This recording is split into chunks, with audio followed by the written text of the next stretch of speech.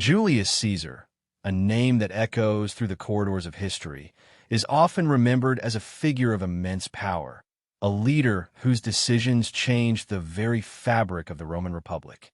Yet beyond the image of a man with a crown and the weight of empires in his hands, there lies a story much more intricate, layered with ambition, intelligence, and, at times, profound vulnerability. It is this story we embark upon tonight, a journey through time that will take us from his early life in the shadows of Rome's political elite to his rise as one of the most influential figures in world history. Imagine the city of Rome in the 1st century BCE. The air is thick with political tension, the streets echo with the sounds of chariots, and the Senate halls are alive with whispered conspiracies. In the midst of this bustling, sometimes chaotic world, a young boy named Gaius Julius Caesar is born, destined to shape the world in ways that no one could foresee. His journey begins not in a palace or on a battlefield, but in the complex political landscape of Rome, where power was both an ambition and a game, one that Caesar would soon play with unmatched skill. Caesar's early years were far from easy, and the challenges he faced seemed insurmountable at times. Born into a patrician family, his connections gave him a certain level of privilege, but the political environment in Rome was volatile. The Republic was constantly teetering on the edge, with power struggles between the Senate, the people, and various military leaders. As a young boy, Caesar witnessed the rise and fall of powerful figures who shaped the course of Roman history. Yet, even as a child, he seemed to possess an unspoken understanding of the tides of fate, of the delicate balance that would determine Rome's future. What many do not realize is that Julius Caesar was not always destined for greatness. While his family name carried weight, his political future was not guaranteed. Rome at this time was not a place where titles and family lines alone determined success. Ambition, strategy, and timing were essential. Caesar's early life was marked by the death of his father when he was just a boy, a loss that would forever alter the course of his path. This event forced him to navigate life without the guidance of a father figure, thrusting him into the depths of Roman politics and society at an unusually young age. Yet even in the face of hardship, young Caesar displayed qualities that set him apart. He was not just a passive observer. He was a student of power, a keen learner of the political games that were being played around him. The streets of Rome, full of intrigue and danger, were his school. As he grew, Caesar came to understand the fragility of Rome's political structure. The Republic was a system of checks and balances, yes, but it was also a system in which the ambitions of individuals could either shatter or reshape the course of history. At the age of 16, Caesar found himself thrust into a position of power when he became the head of his household. His mother, Aurelia, was a significant influence during this time, nurturing his intellect and ambition. Caesar's exposure to powerful figures in his youth, politicians, generals, philosophers, helped him understand the intricate dynamics of Roman society. Yet, despite his family's patrician status, life was not always easy. The political world of Rome was treacherous, and alliances were often fleeting. Caesar's rise would not be handed to him. It would have to be earned. Through his teenage years and into early adulthood, Caesar's intelligence and ambition were evident. He understood the importance of reputation, of forging powerful alliances, and of playing the political game. In these formative years, he learned that trust was fragile, and the loyalty of friends and allies was often fleeting. The Senate, the governing body of Rome, was filled with men who sought their own power, and Caesar quickly recognized that those who could not navigate this world of shifting allegiances would not last long. In his early 20s, Caesar made a series of decisions that would set the course for his future. One of his earliest moves was his association with the populares, a political faction that championed the cause of the people against the patrician elites. The populares were not without controversy, but they presented an opportunity for Caesar to align himself with a growing movement that sought to challenge the entrenched aristocracy of Rome. This decision, seemingly small at the time, would serve as the foundation for many of the alliances Caesar would build throughout his life. As he worked to establish himself in Rome's complex political scene, he also began to develop a reputation as an orator, a skilled speaker who could sway crowds and influence opinions. But Caesar's ambition was not confined to the Senate chambers. He knew that in Rome, true power often lay in the military. To truly secure his place in the world, he would need to prove himself on the battlefield. Thus, his decision to pursue a military career was one that would shape the trajectory of his life. In the years to come, Caesar would become one of Rome's most brilliant military strategists, a man who would lead armies to victory and gain the loyalty of soldiers who would follow him to the ends of the earth. Even as Caesar began to rise through the political and military ranks, his path was far from certain. Rome's political climate was unstable, and the Republic was beginning to show signs of strain. The Senate was filled with corruption, and factions within the government often found themselves at odds. Caesar, always the strategist, began to recognize that the system itself was at the breaking point. He would need to be more than just a skilled politician and general. He would need to be a man capable of reshaping the very foundations of Rome. And so, in this early period of his life, we see the seeds of the man who would rise to dominate Rome. Caesar was not simply driven by a thirst for power, though that was undoubtedly a part of it. Rather, he was driven by a vision of Rome's future, one where he could create a new order, a better system, where the needs of the people were placed above the entrenched interests of the elite. This vision would guide him through the trials and tribulations that lay ahead, through the personal losses, political challenges, and military battles that would define his life. As we journey further into the life of Julius Caesar, we will witness how this young boy from an ancient, powerful family would evolve into the man who would change the course of history forever. But for now, we pause as we reflect on the early years that shaped him, the years when Caesar, though not yet the towering figure we know today, first began to glimpse the enormity of the path ahead of him. It is a story filled with ambition, courage, and an unyielding drive to shape the world. But at this stage, it is still just the beginning, the first steps on a path that will one day lead to the rise of the Roman Empire and the eventual fall of the Republic. As we close the first chapter of Caesar's story, we feel the soft pull of history slowly unfolding as the city of Rome itself begins to stir in the background, ready for the remarkable man who will soon become its master. Julius Caesar's life did not begin in a palace, nor was he destined for greatness simply by birthright. His early years were filled with the ordinary struggles of a young Roman. But even then, the threads of destiny were slowly weaving his story into something far more extraordinary.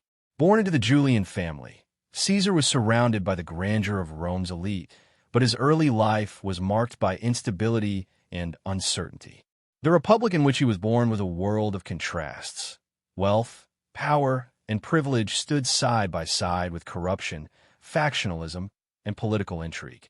Born on July 12 or 13 in 100 BCE, Julius Caesar came into the world at a time when Rome was on the brink of transformation.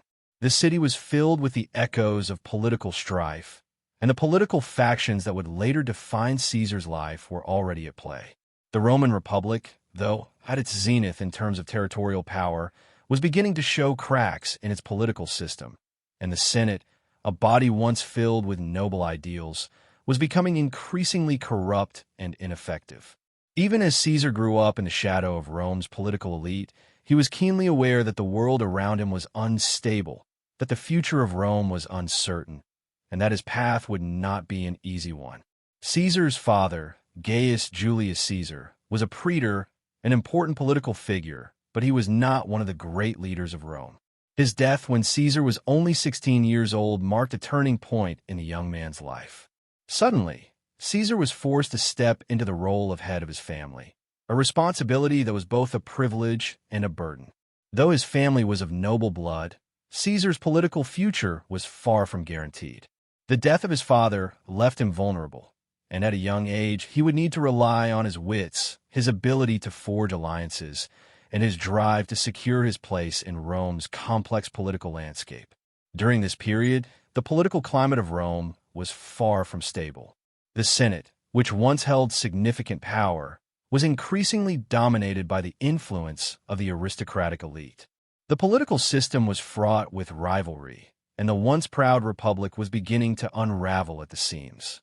A series of popular leaders like Gaius Marius and Lucius Cornelius Sulla had led Rome through a series of civil wars, which had deeply affected the way the Roman government functioned.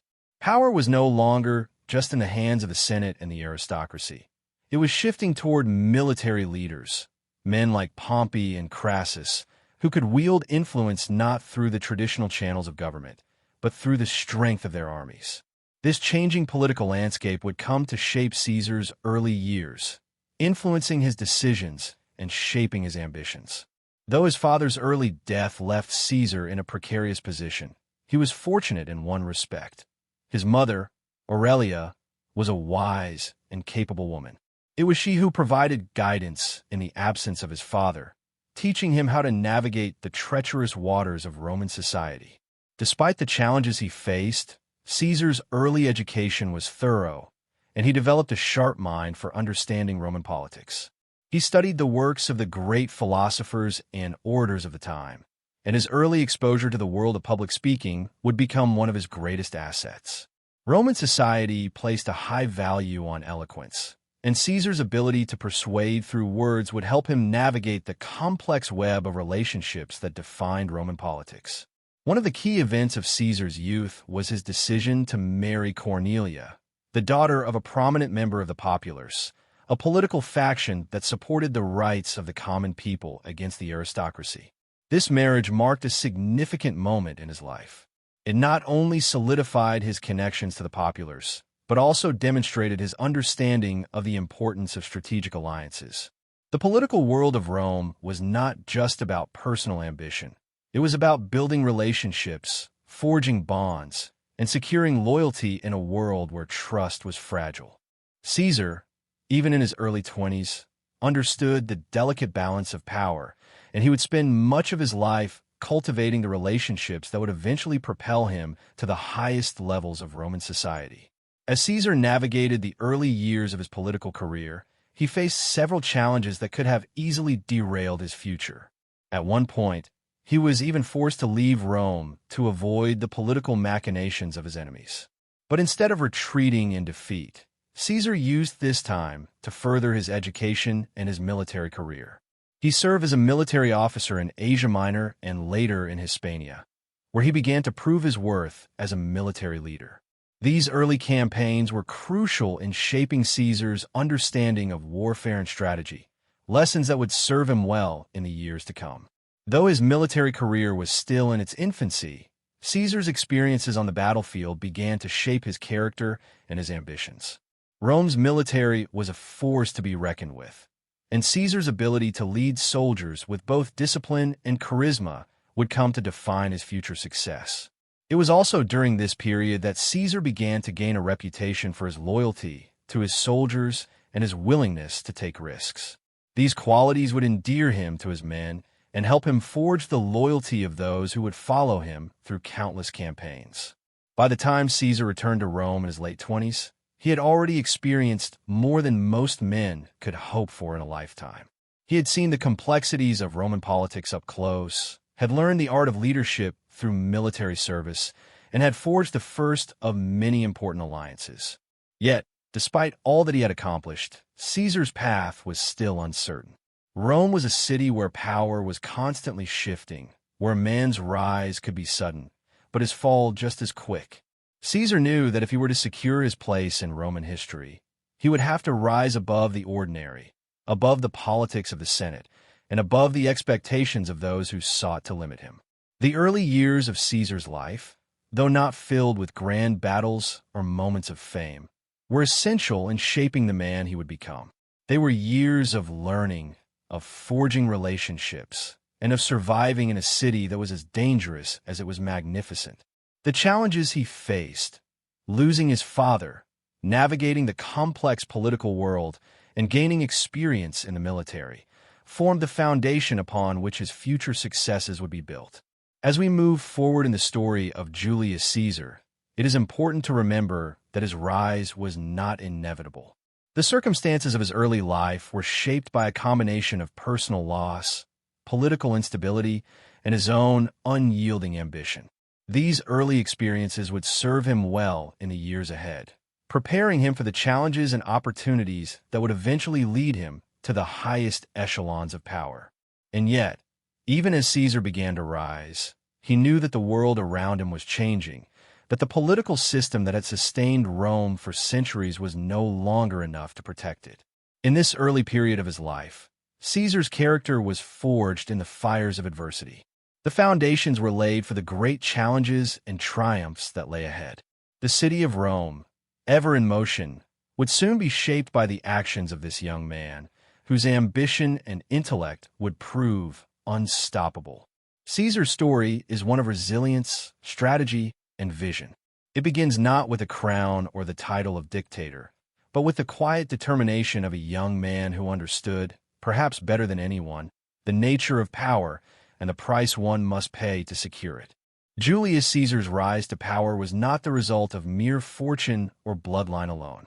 His early education, the experiences he gathered in his youth, and the influential figures he encountered played a crucial role in shaping the man he would later become. During a time when the Roman elite took immense pride in their education, young Caesar was no exception. From an early age, he was groomed for leadership, not just by his family, but also by the intellectual traditions of ancient Rome that were woven into the very fabric of society. Roman education, at its core, was a rigorous process aimed at preparing the young for public life.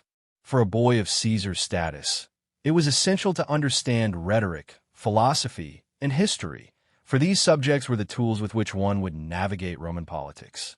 Caesar's family was not wealthy by the standards of the ultra-rich aristocrats, but they were influential enough to ensure he received the best education available.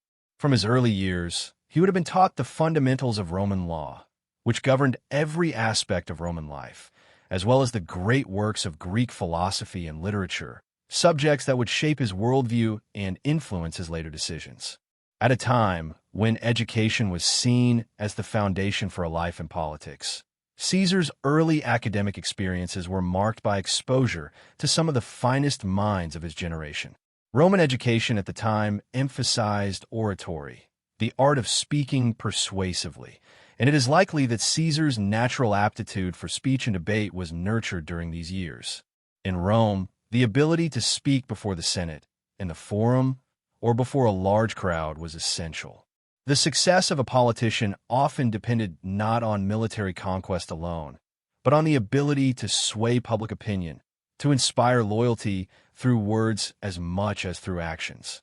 Caesar would go on to become one of the most skilled orators of his time, a man who could use language not merely as a tool of communication, but as a weapon to influence and control.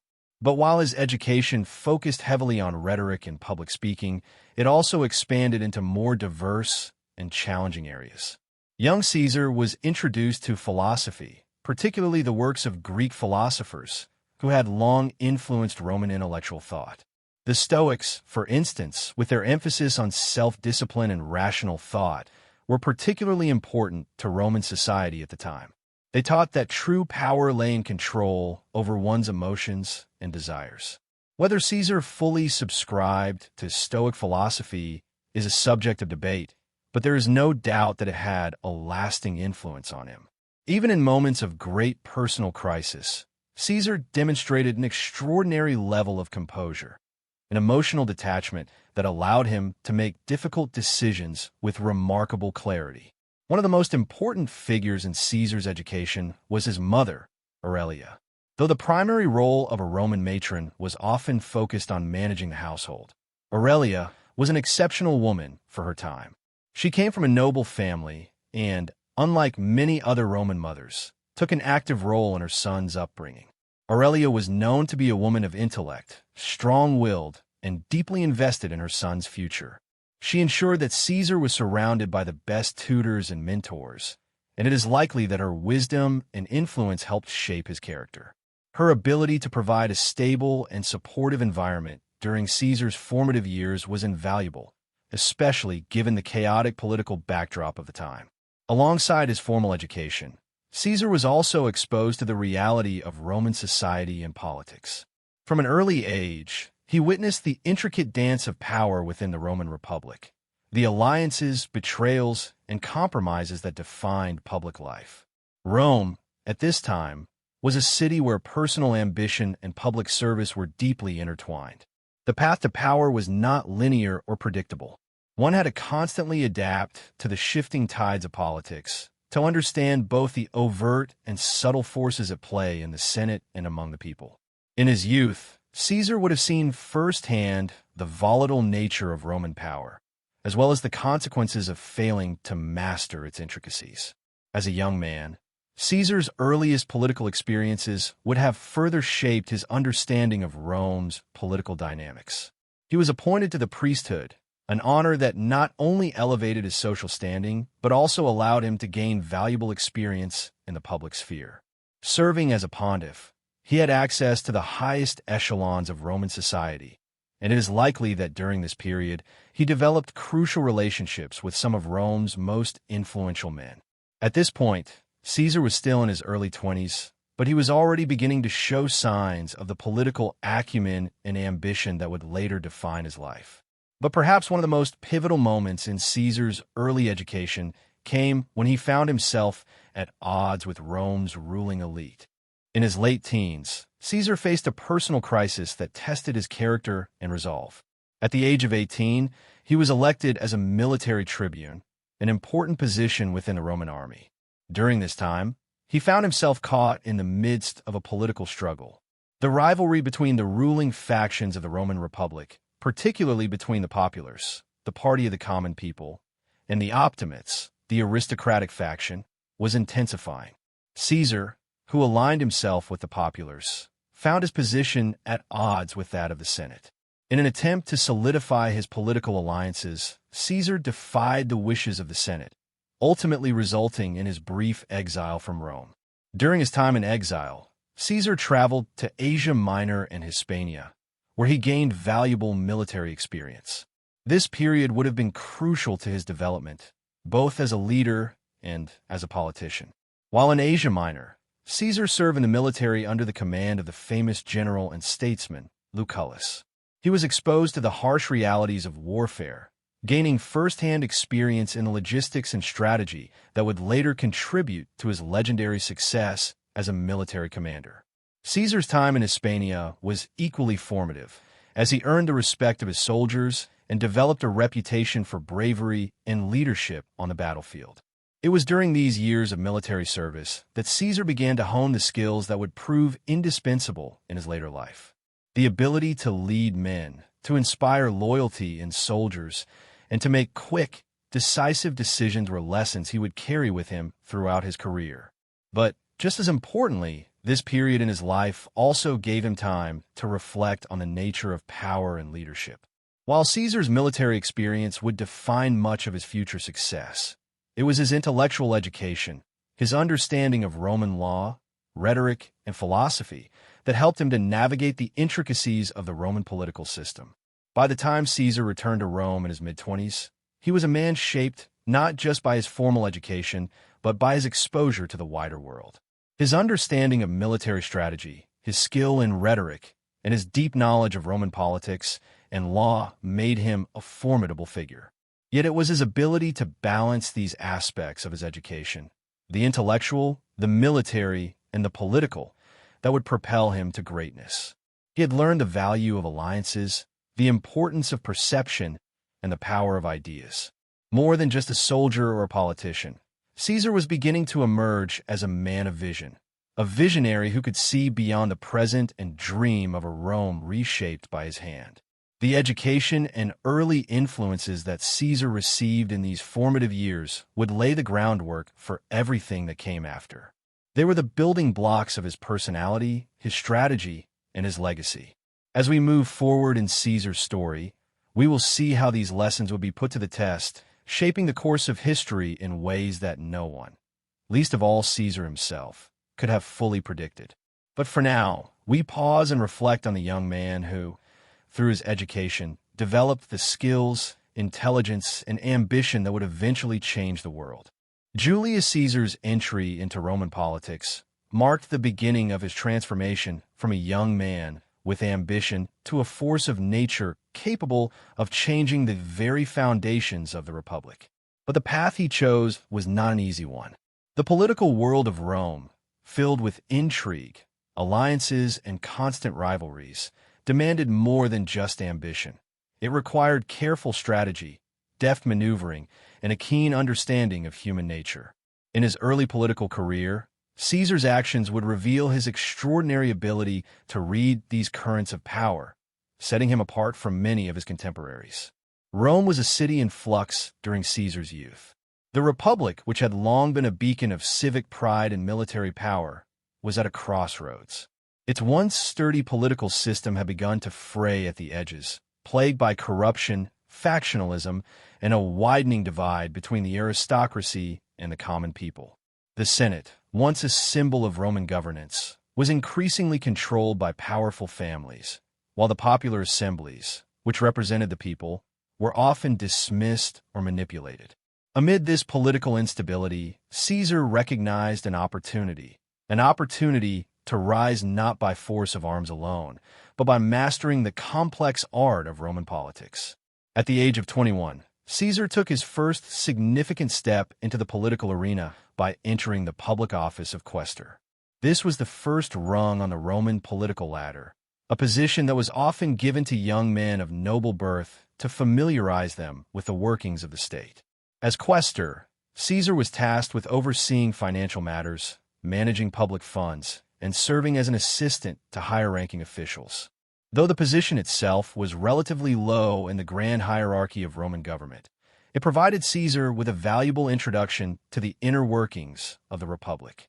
It was his first real taste of power, and Caesar, ever the keen student, learned quickly from those around him. Caesar's early political career was characterized by his ability to build alliances and maintain a public image that appealed to both the elite and the common people. He understood that in the volatile world of Roman politics, one could not afford to alienate any faction. As a member of the popular faction, he sought the support of the people, the plebeians, whose loyalty was crucial in a time when the Senate's power was waning. His charm and intelligence allowed him to gain the trust of many, while his sharp political instincts kept him a step ahead of his rivals. In addition to cultivating the support of the people, Caesar's political ambitions were also closely tied to his ability to navigate the complicated relationships within the Senate. The Senate, though powerful, was becoming increasingly divided.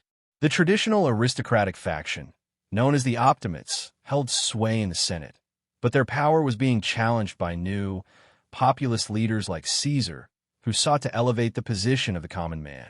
The Optimates, fearing the rise of figures like Caesar, saw him as a threat to their long-standing control. But Caesar, instead of challenging the Senate head-on, sought to win their favor through careful alliances and shrewd maneuvering. In these early years, Caesar's alliances were crucial to his success. One of his first significant political moves was aligning himself with the populist leader Gaius Marius, a man whose political ideology resonated with the lower classes of Rome. Marius, a general who had fought to extend Roman influence, had built a powerful base of support among the common people. By aligning himself with Marius' supporters, Caesar signaled his intent to represent the interests of the plebeians, a move that would define much of his early political career. Yet Caesar was not a man of blind loyalty. He understood that alliances in Roman politics were temporary, and, as such, he was always prepared to shift allegiances if it suited his ambitions. One of the more notable alliances that Caesar forged during this time was with a man who would later become one of his most important political allies, Crassus, the wealthiest man in Rome. Crassus was a shrewd businessman and a powerful general in his own right, and his vast fortune gave him considerable influence. Together with Pompey, a celebrated military hero, the three men formed the First Triumvirate, a political alliance that would dramatically reshape the course of Roman history. Though their alliance was born of mutual self-interest, it gave Caesar the political leverage he needed to push forward with his agenda. Caesar's political journey also involved moments of great personal sacrifice. In 69 BCE, during a period when Caesar was consolidating his power, He found himself in a precarious position due to the ongoing rivalry between Rome's elite factions. His rise had not gone unnoticed, and many within the Senate sought to diminish his influence. Caesar's decision to marry Pompey's daughter, Julia, was a calculated move to strengthen the bond between the two men. This marriage was not only a personal union, but also a strategic alliance that would solidify Caesar's place within the powerful triumvirate. It was a clear demonstration of his ability to turn personal relationships into political capital. As Caesar's career progressed, he faced increasing opposition from the conservative factions within Rome. His radical reforms and his support for the common people had earned him the animosity of many of the aristocratic families. In 60 BCE, as his power grew, Caesar found himself at odds with the Senate, which viewed him as a dangerous populist. Despite this, he continued to rise through the political ranks, demonstrating a remarkable ability to navigate the complex dynamics of Roman power. While Caesar's political career was filled with challenges, it was also marked by moments of brilliance. His understanding of the Roman system, his ability to connect with people, and his willingness to take bold risks set him apart from many of his contemporaries. He knew that Rome was a city where power was not simply given. It had to be seized. And seize it he did.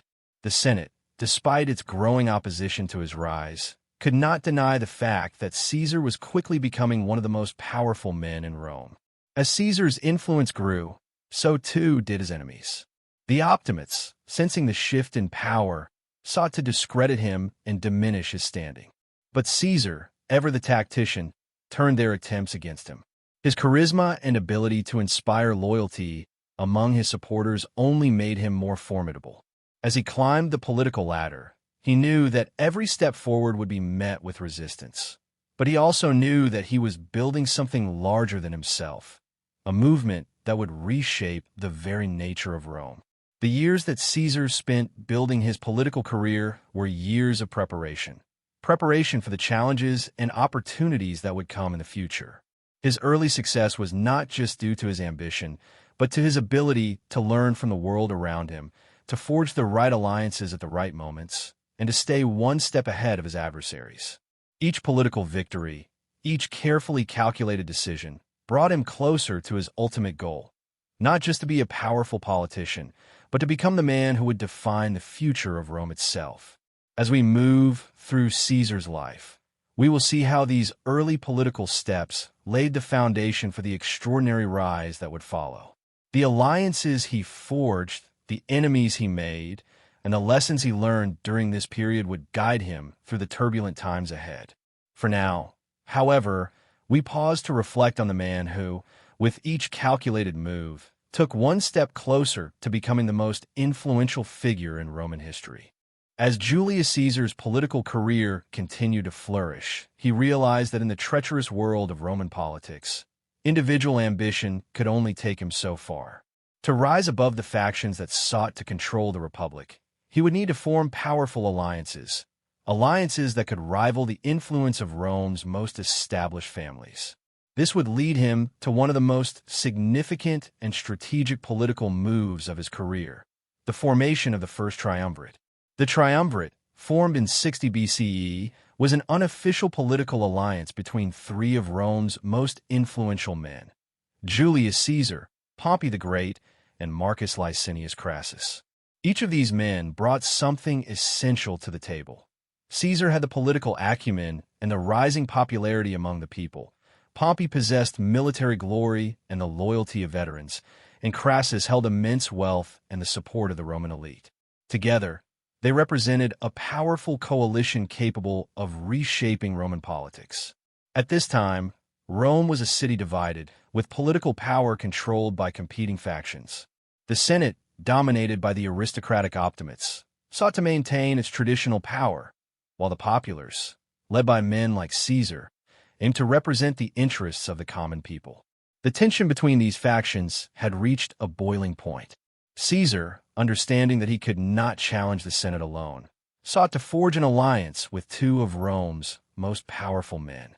Pompey, despite his military success in the East, had found himself at odds with the Senate particularly after his campaigns in the eastern Mediterranean. Although Pompey had secured significant victories, the Senate had failed to grant him the honors and rewards he felt were due to him. His soldiers, too, had not been properly compensated for their service, further alienating the general. Pompey's military prestige and reputation as a conqueror had earned him immense loyalty among his veterans, but it had also made him a target for those who feared his growing influence. Caesar, seeing Pompey's frustration with the Senate, offered him an opportunity for mutual benefit. Crassus, the wealthiest man in Rome, had built his fortune through land speculation, business ventures, and his involvement in military campaigns. Though he was a powerful figure, Crassus had never been able to secure the military glory that Pompey enjoyed, and he harbored resentment towards the Senate for failing to recognize his achievements. Crassus was also deeply invested in protecting his wealth and expanding his economic interests, and he saw in Caesar an ally who could help secure these goals. By joining forces with Caesar and Pompey, Crassus would have the leverage to ensure his own political and economic ambitions were realized. The triumvirate was not just an alliance of convenience, but one that would allow each of these men to consolidate their power and extend their influence. For Caesar, the benefits were clear. By aligning himself with Pompey and Crassus, he could gain access to their resources, military support, wealth, and political clout. Pompey, for his part, would gain Caesar's political backing in the Senate, while Crassus would have Caesar's assistance in advancing his own economic interests. Together, they could challenge the power of the Senate and rewrite the rules of Roman governance. One of the first major moves of the triumvirate came when Caesar was elected consul in 59 BCE. As consul, he was able to push through a series of reforms that benefited not only the common people, but also his allies. The most notable of these was the land redistribution program, which aimed to provide land for Pompey's veterans. This move cemented Pompey's loyalty to Caesar and helped strengthen the triumvirate. At the same time, Caesar used his position to secure political favors for Crassus, further solidifying their bond. The triumvirate, though highly effective, was built on a delicate balance.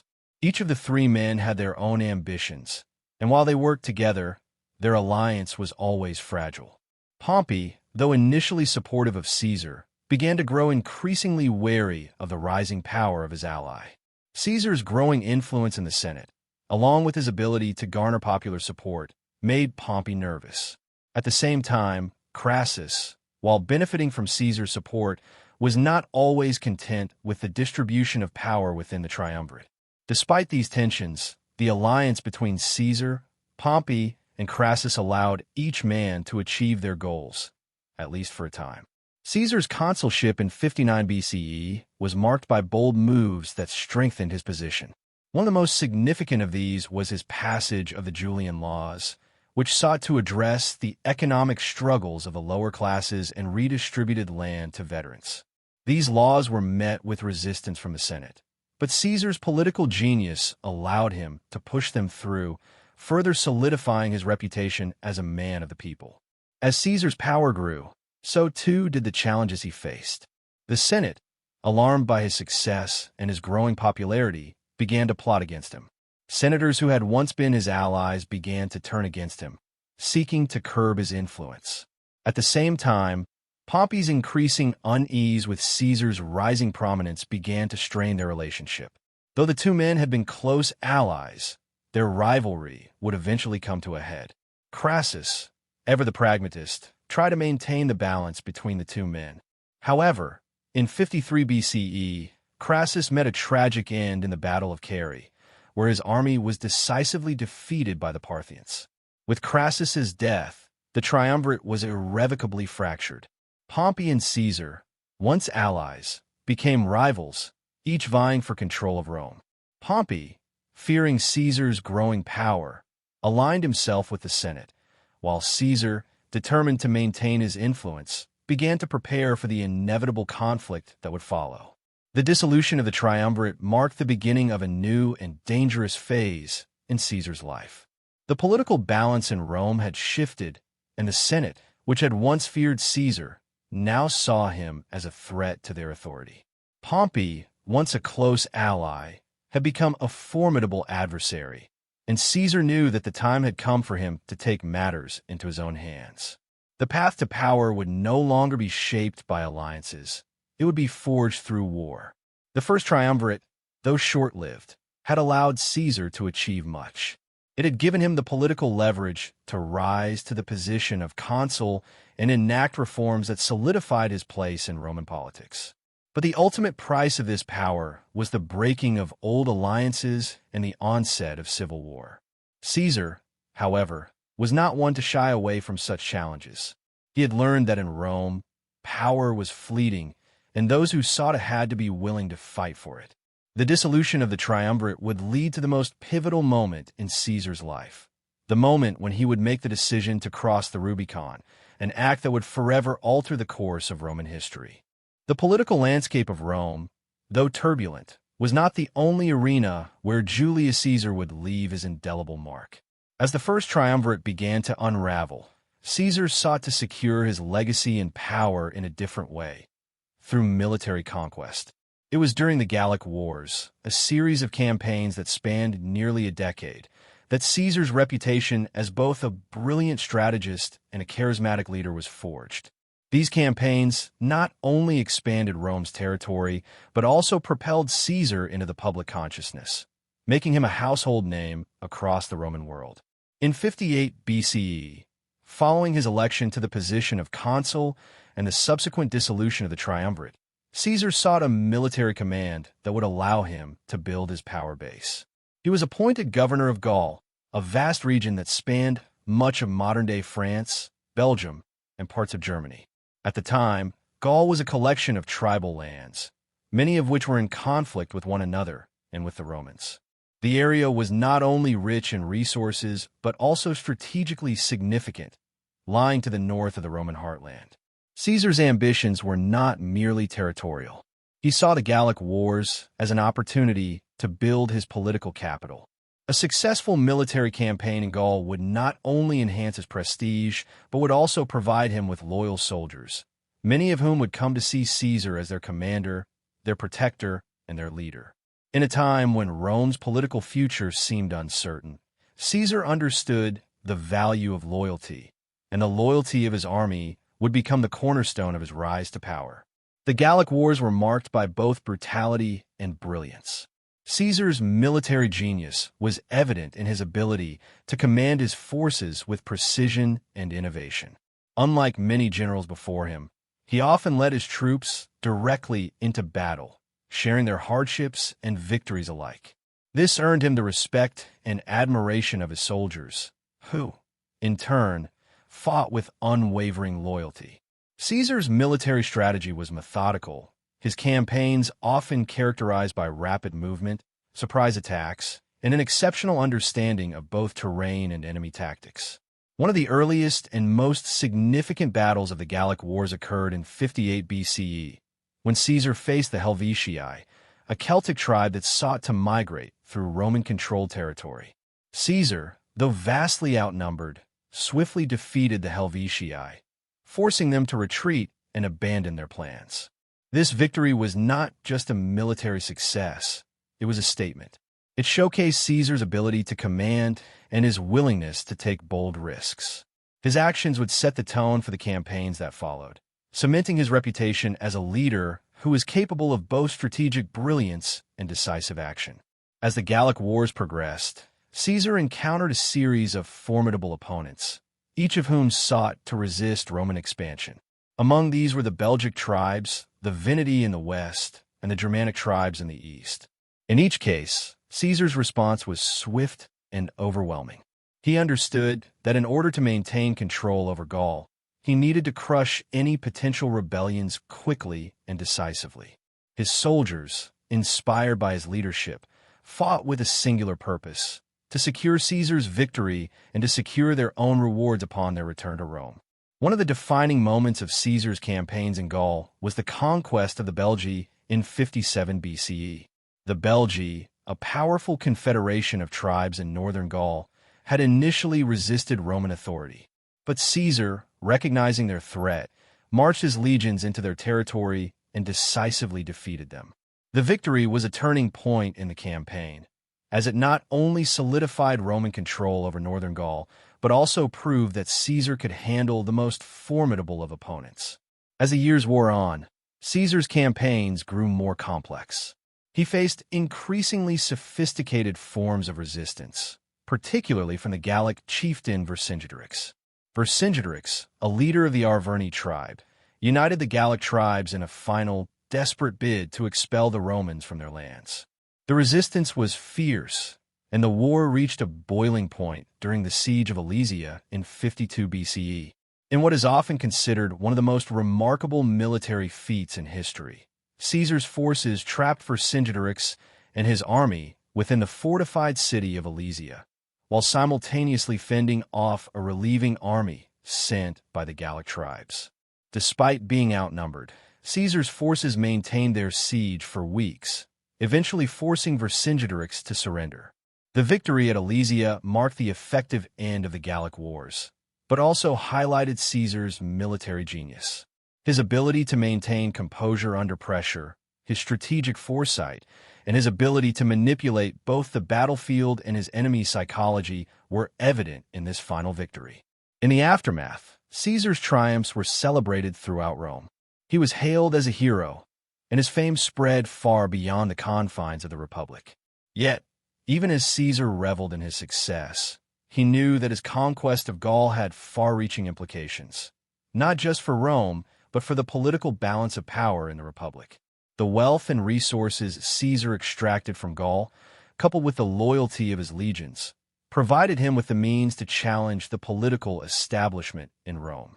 The Senate, alarmed by his growing power, feared that Caesar might use his military success as a stepping stone to seize control of the Republic.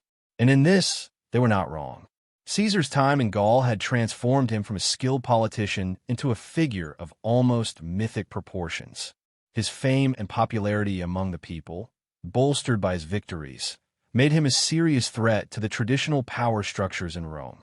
Yet, even as Caesar's power grew, the nature of his campaigns revealed a more complex and often contradictory figure.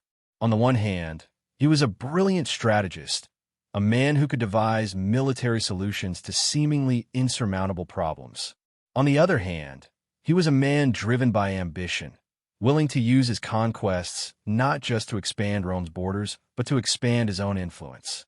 The conquest of Gaul, while a triumph for Rome, was equally a triumph for Caesar.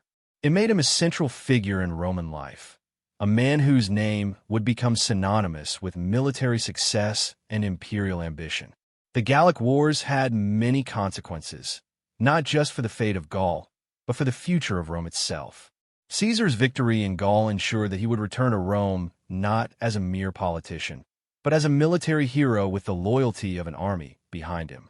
The Senate, despite its resistance, could not ignore his success. Caesar's return to Rome would set the stage for a dramatic confrontation between him and the Senate, one that would change the course of Roman history forever. But for now, Caesar stood at the height of his power, having secured his place as one of the greatest military commanders the world had ever seen. And in the quiet aftermath of his victories, as he gazed over the lands he had conquered, he must have known that the greatest battles were yet to come. As the sun set on Caesar's triumphs in Gaul, the political landscape of Rome grew ever more unstable. The triumphs of a young man in a foreign land had created a rippling effect that reverberated through the heart of the Republic. Though Caesar had conquered the Gauls and secured riches for Rome, he had also gained something more dangerous: the loyalty of his soldiers and the admiration of the common people. His fame, power, and wealth made him an unstoppable force in the eyes of many, but also a target in the eyes of Rome's elite. Back in Rome, the Senate had grown wary of Caesar's growing influence. The Republican system, built upon checks and balances between various political factions, was being tested by a general who, with each victory, seemed to inch closer to becoming a monarch. His once strong alliance with Pompey had faltered after the death of Crassus, leaving Caesar and Pompey as rivals for the soul of Rome. The Senate, fearful of Caesar's rising power, began to take actions that would force his hand, pushing the Republic toward an inevitable confrontation. In 50 BCE, the Senate issued an order, Caesar was to disband his army and return to Rome as a private citizen. The message was clear. Caesar's military command was no longer needed, and the Senate intended to limit his power. This demand, however, was not just an attempt to curtail Caesar's influence. It was a direct challenge to his authority. If Caesar complied, he would effectively be giving up everything: his army, his political power, and his chance to seize the Republic's highest office. If he refused, it would mean rebellion, the crossing of a line that would plunge Rome into civil war. For Caesar, the decision was not an easy one. He knew the Senate's demand was more than a political maneuver. It was a declaration of war. His soldiers, who had fought with him through years of hardship in Gaul, were not just loyal to Rome. They were loyal to him. The bonds he had forged with his men were deep, built on shared victories and mutual respect. Caesar had become more than a general to them. He had become their leader, their protector, and, for many, a symbol of Rome's future. To disband his army would be to abandon not only his soldiers, but also his dreams of power. Caesar's decision to cross the Rubicon, the river that separated his province from Italy proper, was one of the most momentous in Roman history. The phrase "crossing the Rubicon" has since come to symbolize any irreversible step or decision, a point of no return. For Caesar, it was the moment when his ambitions would no longer be constrained by the limits of the Republic. In January of 49 BCE, Caesar famously led his army across the Rubicon, declaring, "The die is cast." The decision was final. There would be no turning back. As Caesar and his legions crossed the Rubicon, they set into motion a series of events that would lead to the collapse of the Roman Republic. Caesar's move was bold, defiant, and in many ways, desperate. He knew that by marching on Rome, he was declaring open rebellion against the Senate and Pompey. Caesar had long been a man of action, but this was the ultimate act of defiance, one that would set him on a collision course with the Senate and the forces loyal to Pompey. What followed was a rapid series of military engagements, as Caesar's forces moved swiftly toward Rome. Pompey, who had once been Caesar's ally and had commanded much of Rome's military, was caught off guard by Caesar's boldness. Pompey, unable to challenge Caesar's army directly, retreated to the south of Italy, gathering forces as he went. As Caesar entered Rome, he found the city largely deserted, with the Senate fleeing in fear of the conflict. The gates of Rome, once so firmly guarded by the Senate, were now open to Caesar. But even as he entered the city, the political situation remained fragile. Caesar knew that this victory was only a temporary one, and the true test of his power lay ahead. While Caesar's forces swept through Italy, Pompey and his supporters fled to the eastern provinces, where they hoped to rebuild their strength. The civil war that ensued would be marked by a series of battles, both large and small, each one adding to Caesar's growing reputation as a military genius. His ability to outmaneuver and outthink his opponents on the battlefield would become legendary.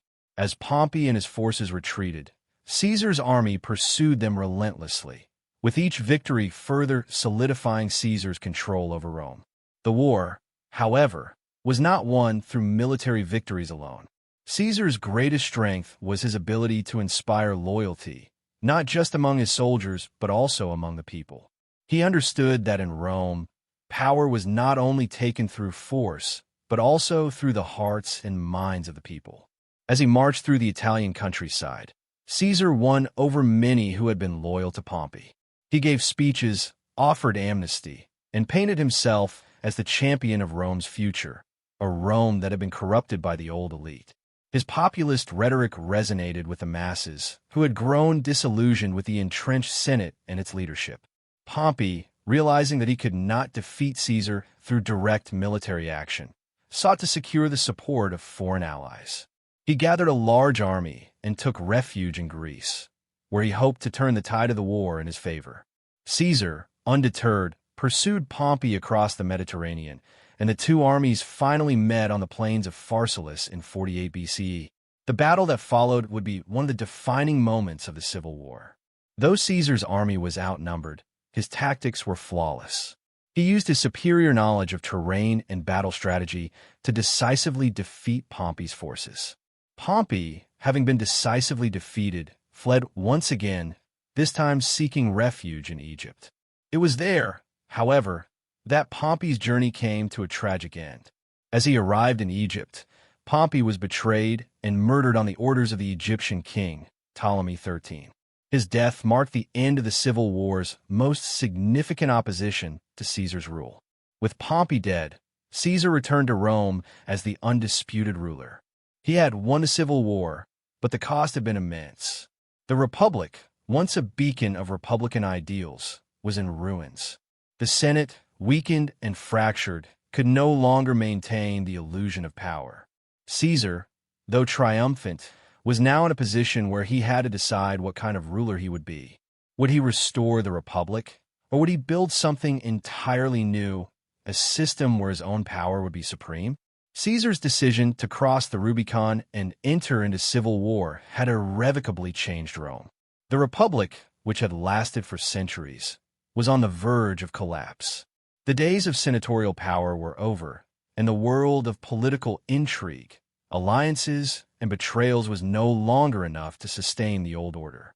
Rome would never be the same again.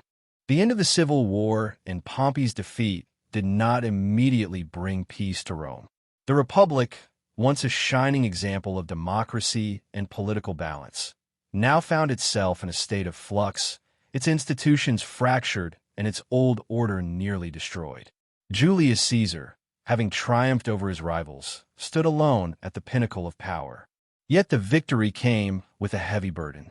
Caesar, for all his military genius and political maneuvering, was now faced with the monumental task of governing a city and empire in disarray, one that had lost faith in its old system of government. Upon his return to Rome in 46 BCE, Caesar's influence was overwhelming. The Senate, reduced to a mere shadow of its former self, had little choice but to accept the new reality. Caesar had crossed the Rubicon, crushed his enemies, and now, for better or worse, was the supreme authority in Rome. But despite his apparent dominance, Caesar's rule was not absolute in the traditional sense. The Senate still existed, and there were still those who believed in the ideals of the Republic. Many senators, disillusioned by the chaos of the Civil War, looked to Caesar not as a tyrant, but as a savior who could restore order. Caesar was keenly aware of the delicate balance he needed to maintain between consolidating his power and appeasing the remnants of the republican system. He knew that Rome's long-standing republican traditions, even if broken, still held immense symbolic value. Caesar was not seeking to destroy the Republic, at least not in the way that his critics had feared. Instead, he sought to reform it from within, hoping to mend the fractures while solidifying his own position as the unquestioned leader. One of the first steps Caesar took was to establish himself as the head of the Roman state. In 46 BCE, he was appointed dictator for 10 years, a position that granted him near absolute power. This was not an unprecedented move in Roman history. Dictators have been appointed during times of crisis to deal with specific challenges. But Caesar's tenure will be different. In the past, dictators had been appointed temporarily, with the understanding that the position would be relinquished once the crisis was resolved. Caesar, however, did not relinquish his power. In 44 BCE, he was named Dictator Perpetuo, dictator for life. This title, in essence, made him the ruler of Rome for as long as he chose to remain in power, signaling that the idea of a republic was now a distant memory.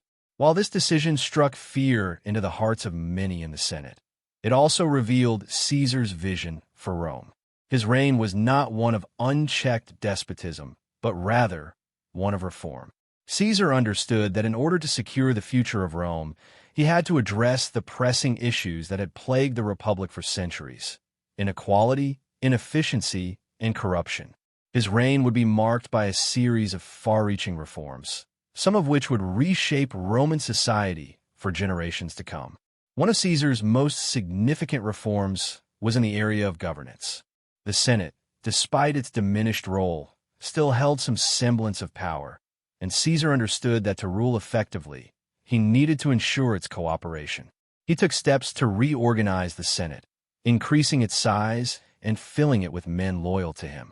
He also took measures to ensure that the Senate's power was more symbolic than functional, essentially reducing it to a rubber-stamp body that would ratify his decisions. By consolidating power within the Senate, Caesar ensured that his rule appeared legitimate while keeping the illusion of republican government alive. Caesar also sought to address the economic inequality that had long been a source of unrest in Rome. The wealth gap between the elite and the common people had grown exponentially during the late Republic, and Caesar saw this as a critical issue to tackle. He enacted land reforms that sought to redistribute land to the poor, particularly veterans who had fought in his campaigns. These reforms were popular among the plebeians, who saw Caesar as a champion of their interests, a stark contrast to the wealthy optimates who had long ruled Rome from the shadows. Along with land reforms, Caesar sought to address the issue of debt. The financial system of Rome was complex and often stacked against the common citizen. Debt, especially among the lower classes, was a constant source of struggle.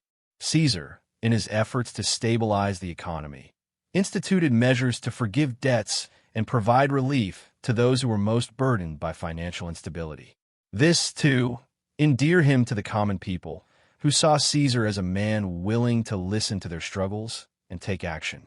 In addition to social reforms, Caesar also sought to reorganize the calendar itself. The Roman calendar, inherited from earlier times, had become outdated and inaccurate, leading to confusion and administrative inefficiencies. In 46 BCE, Caesar introduced the Julian calendar, a solar calendar that was far more accurate and remained in use for over 1,600 years. This was a remarkable achievement, reflecting Caesar's keen understanding of not just politics, but also the practicalities of governing a vast empire. Despite these reforms, Caesar's rule was not without its detractors. The old guard of the Senate, particularly those who still clung to the ideals of the Republic, viewed Caesar's consolidation of power with increasing alarm. While some saw him as a necessary force for change, others believed he had betrayed the very system that had allowed Rome to thrive. The title of Dictator Perpetuo struck at the heart of Roman republicanism. To these senators, Caesar's rule represented the end of freedom and the death of the Republic. They feared that Caesar's power would only continue to grow, threatening their own positions of influence. One of the most significant events of Caesar's reign was his relationship with the Senate. In order to maintain a semblance of unity, Caesar sought to keep the Senate engaged in the decision-making process, but it was clear that the balance of power had shifted. Many senators grew resentful of Caesar's influence, and some began to conspire against him. The plot to assassinate Caesar, led by a group of senators including Brutus and Cassius, was born out of fear and jealousy. They saw Caesar as a threat to the very ideals they held dear, the ideals of a free republic. Caesar's reforms, despite their popularity among the common people, created enemies within the Senate who believed his rule marked the end of Roman freedom. While Caesar continued to implement his vision for Rome, there was a growing unease among the elite, and the political tension in Rome reached its peak in 44 BCE. It was in that year, just before the Ides of March, that the conspirators struck, ending Caesar's life in a single, tragic moment of violence. Caesar's dictatorship, though short-lived, left an indelible mark on Rome. His reforms changed the course of Roman history, laying the groundwork for the imperial system that would eventually replace the Republic. While his death marked the end of one chapter, it was only the beginning of another, one in which his legacy would continue to shape the destiny of the Roman Empire. The days leading up to the Ides of March in 44 BCE were heavy with tension, the weight of impending fate hanging over the streets of Rome. Julius Caesar, now Dictator Perpetuo, had altered the very fabric of Roman society with his sweeping reforms, securing his position as the most powerful man in the Republic. Yet, as his power expanded, so too did the animosity toward him, especially from those who feared the end of the Republic itself. Despite his popularity among the common people, his rise had irrevocably shaken the traditional elite and the senators, those men who once held the reins of Rome. found themselves pushed aside by a man whose ambition seemed limitless. Caesar's assumption of absolute power had been the culmination of a series of bold moves, each one building upon the last. He had marched on Rome with his army, defeated Pompey, and had been hailed as a hero by the people. He reformed the calendar, redistributed land to the poor, and even offered amnesty to his enemies. Despite these acts of clemency, Caesar's political authority had become so vast that it threatened the very foundations of the Republic. For some, his rule was seen as a necessary evil, a leader who had restored order and brought stability to a fractured world. But for others, it represented a dangerous shift towards autocracy, the dissolution of the ideals that had guided Roman politics for centuries. The Senate, once the heart of Roman governance, had been reduced to little more than a symbolic institution under Caesar's reign. Though Caesar had tried to include the Senate in his decisions, it was clear that his power was absolute. The old Republican ideals, checks and balances, the power of the Senate, the rotation of political leadership, had been replaced by a single, unyielding figure at the top. To those who still clung to the old ways, Caesar had become a tyrant. His title of dictator for life was seen as the final nail in the coffin of the Republic. Among the senators who opposed Caesar were men like Brutus and Cassius, both of whom had once been loyal to him. Brutus, in particular, was a figure of great importance in Roman society. He was the son of Caesar's mistress, Servilia, and though Caesar had treated him with kindness, Brutus was torn between his loyalty to his benefactor and his devotion to the ideals of the Republic. Cassius, on the other hand, had been a fierce critic of Caesar for years, seeing him as a man who was willing to undermine the Roman state for his own benefit. Together, Brutus and Cassius became the leaders of a growing conspiracy, an alliance of senators and former allies who believed that the only way to save Rome from Caesar's rule was through his death.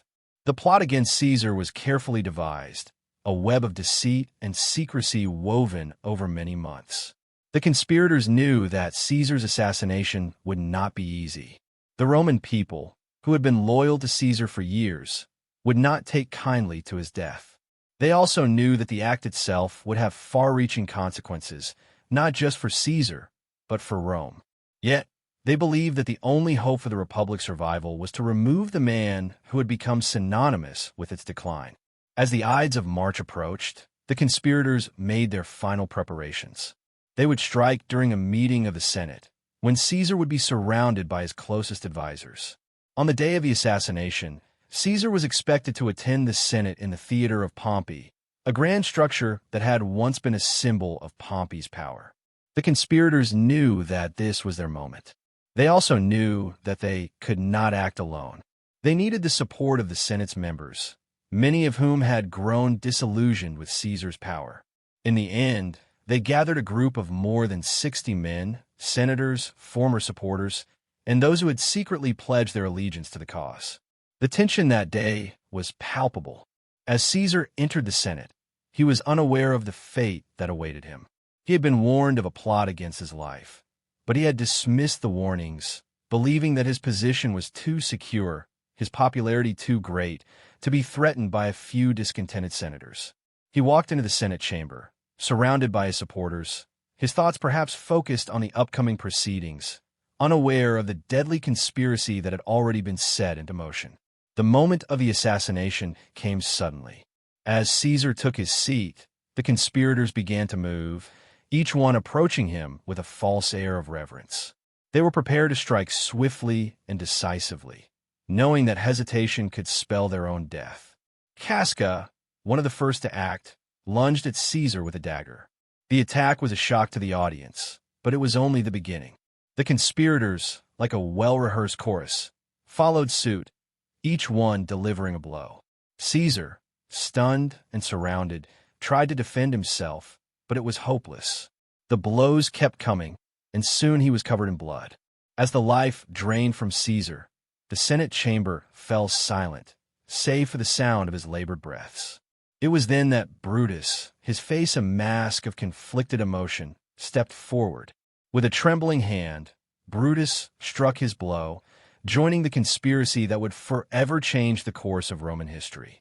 According to legend, as Caesar looked up and saw Brutus, whom he had treated as a son, standing among his attackers, he uttered the famous words, "Et tu, Brute, and you, Brutus?" Whether or not these words were truly spoken, they have come to symbolize the ultimate betrayal, the deep anguish of a man who believed that his closest ally had turned against him. With Caesar's death, the conspirators believed that they had saved the Republic, that the scourge of tyranny had been vanquished. But they were wrong. Caesar's assassination did not restore the old order. It only plunged Rome into further chaos. The power vacuum left by his death could not be filled by the Senate, which was now in disarray. The people of Rome, who had once cheered for Caesar, mourned his loss deeply, and they would soon rise in anger against those who had killed him. The days that followed were filled with confusion and fear. Caesar's adopted heir, Octavian, and his loyal supporters began to move quickly, gathering forces and positioning themselves to seize power. The conspirators, who had hoped to restore the Republic, found themselves outmaneuvered by the very system they had tried to preserve. Within months, the Republic's fate was sealed. The assassination of Julius Caesar, far from ending the era of autocracy, had set in motion a series of events that would ultimately lead to the rise of the Roman Empire, with Augustus, formerly Octavian, becoming its first emperor. Caesar's death marked the end of an era, but it also marked the beginning of another. His assassination, though an attempt to save the Republic, had paved the way for the consolidation of imperial power. In death, Caesar became an even larger figure than he had been in life. His legacy, for better or worse, would live on in the history of Rome, and his name would forever be associated with the end of the Republic and the rise of the empire.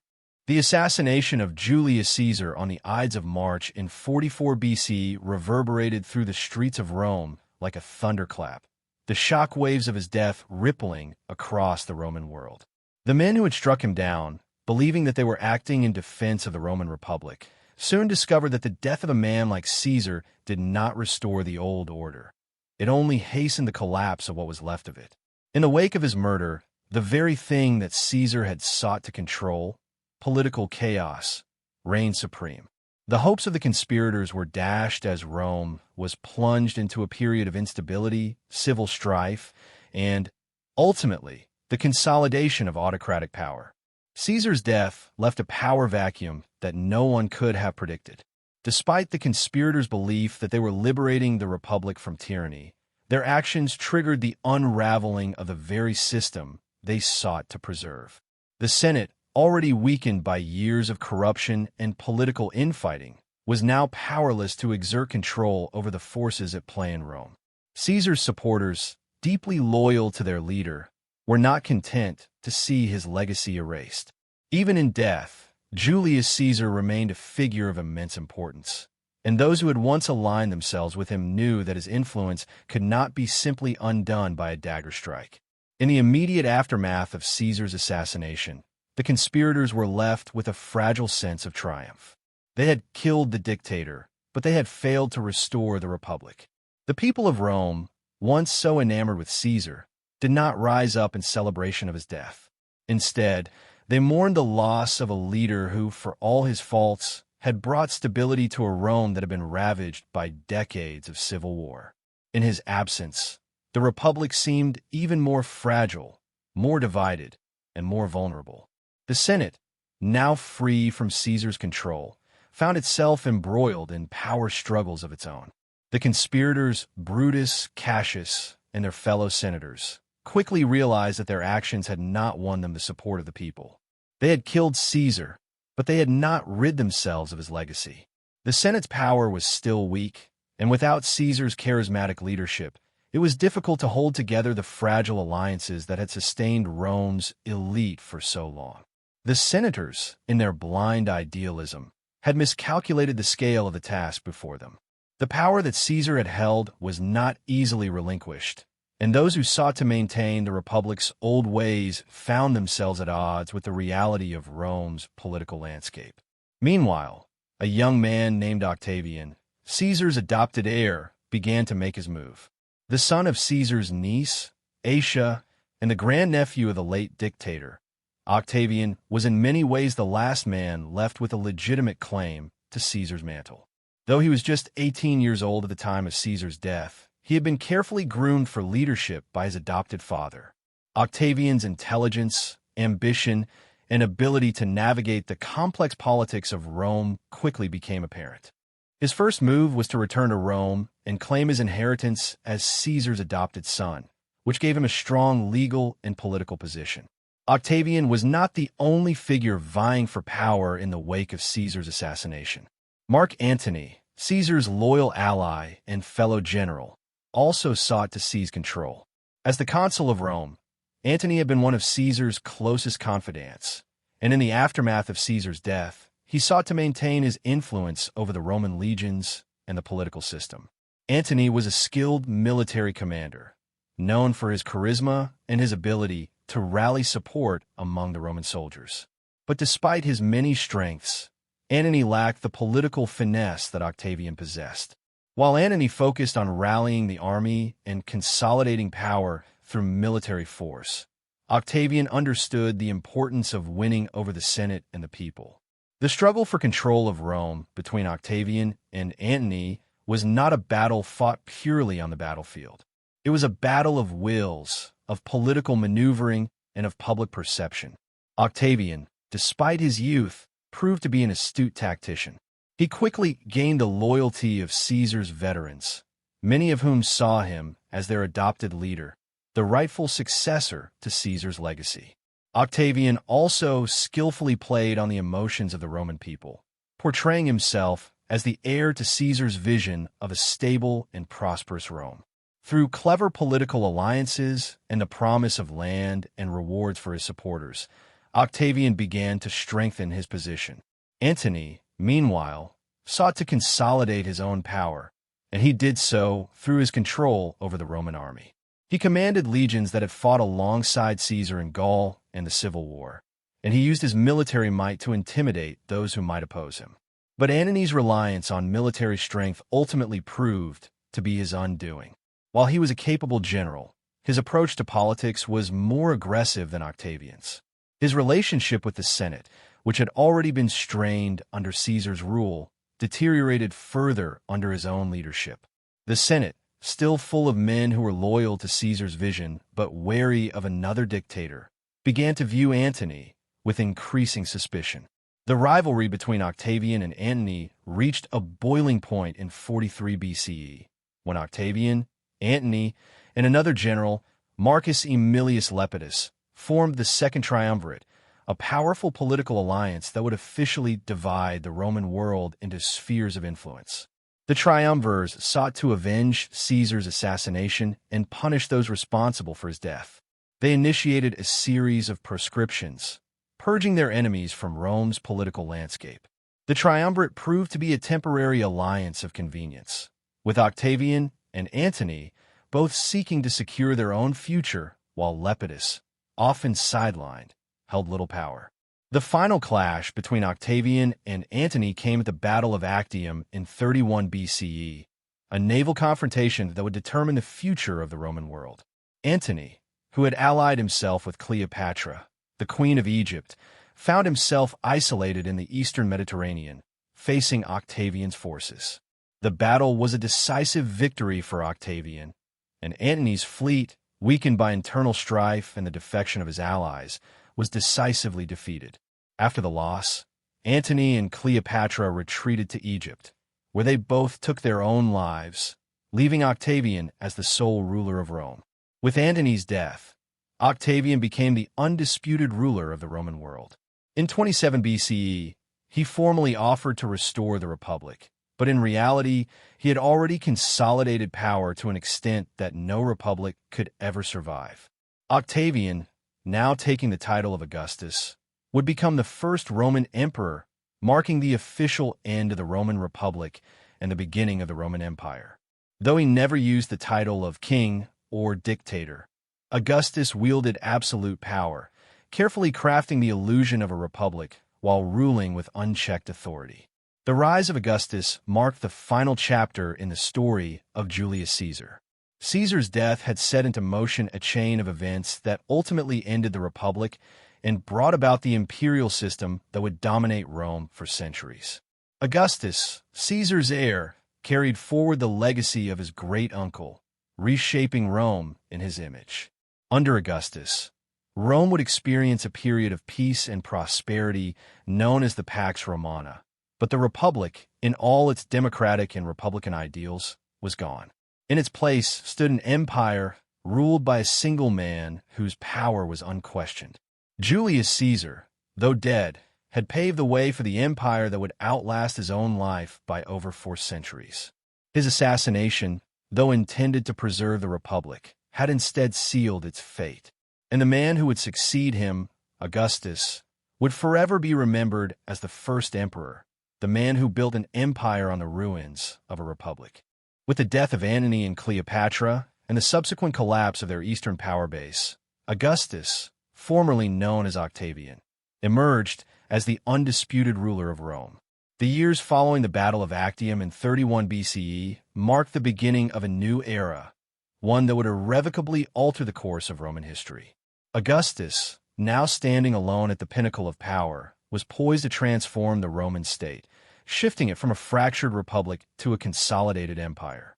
His rise to power was not a simple process of conquest. It was one of strategic calculation, subtle diplomacy, and careful manipulation of both public perception and the political landscape of Rome. In the immediate aftermath of his victory, Augustus faced the daunting task of reconciling the many factions within Rome. The Roman people, having long endured the turbulence of civil war, were weary of conflict. The Senate, still bruised from its involvement in the assassination of Julius Caesar, was eager to find a way to restore stability without surrendering all of its power. Augustus understood the complexities of this situation and, unlike previous figures who had wielded power through overt coercion or military might, he chose a more measured approach. Instead of declaring himself king, which would have been viewed as an affront to Rome's republican ideals, Augustus presented himself as a restorer of the Republic, a man who would return Rome to its former glory, while subtly consolidating his own power behind the scenes. In 27 BCE, Augustus made his famous offer to relinquish control of the state back to the Senate and the Roman people. He formally declared that he was restoring the Republic, a move that was met with much celebration and approval. In reality, however, this was a carefully orchestrated political maneuver. Augustus had already cemented his dominance over Rome's political machinery. By offering to return power to the Senate, he positioned himself as a leader who respected Roman traditions and was committed to the Republic, even as he quietly ensured that the power he wielded would remain largely unchecked. The Senate, though weakened by decades of civil strife, was not entirely without influence. Yet, it found itself in a situation where it could neither oppose Augustus outright nor deny the stability he had brought to Rome. In exchange for his act of apparent magnanimity, Augustus was granted extraordinary powers, including control over the army, the provinces, and the key decisions of Roman governance. He was given the title of princeps, meaning first citizen, a title that signified his preeminence without the overt appearance of autocracy. While he did not take the title of king or emperor, Augustus essentially became the first among equals, a man whose authority was far beyond that of any other Roman official. Augustus's decision to forego the trappings of monarchy while consolidating power was a masterstroke. By presenting himself as a champion of Roman traditions, he was able to quash any resistance from the Senate and the people who had long been wary of a return to royal rule. At the same time, he was able to build a centralized system of government that placed him at its core. The Senate, although still technically in place, would never again hold the same level of power it once had. Instead, Augustus governed through a complex system of patronage, alliances, and military strength, ensuring that his authority was absolute, yet veiled in the illusion of republican governance. One of Augustus's greatest achievements was the stabilization of the Roman Empire. After years of civil war, Augustus brought an end to the bloodshed and ushered in what would be known as the Pax Romana, or Roman peace.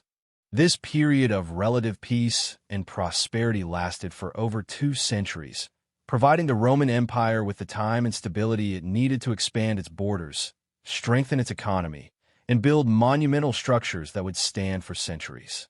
Augustus, through his careful management of the empire's resources and military, ensured that Rome would not only survive but thrive in the centuries to come. The Pax Romana was not just a time of peace, it was also a period of profound cultural and economic growth. Augustus was a patron of the arts, and during his reign, Rome saw a flourishing of literature, philosophy, and the visual arts. Figures such as the poet Virgil, the historian Livy, and the architect Vitruvius all flourished under Augustus's reign, contributing to the cultural legacy of Rome. Augustus himself, aware of the importance of cultural propaganda, used these works to promote the ideals of his regime, often portraying himself as the savior of Rome and the restorer of its greatness. While Augustus was consolidating power in Rome, he also turned his attention to the provinces. Roman expansion under Augustus was not the same as the aggressive territorial conquest seen during the Republic.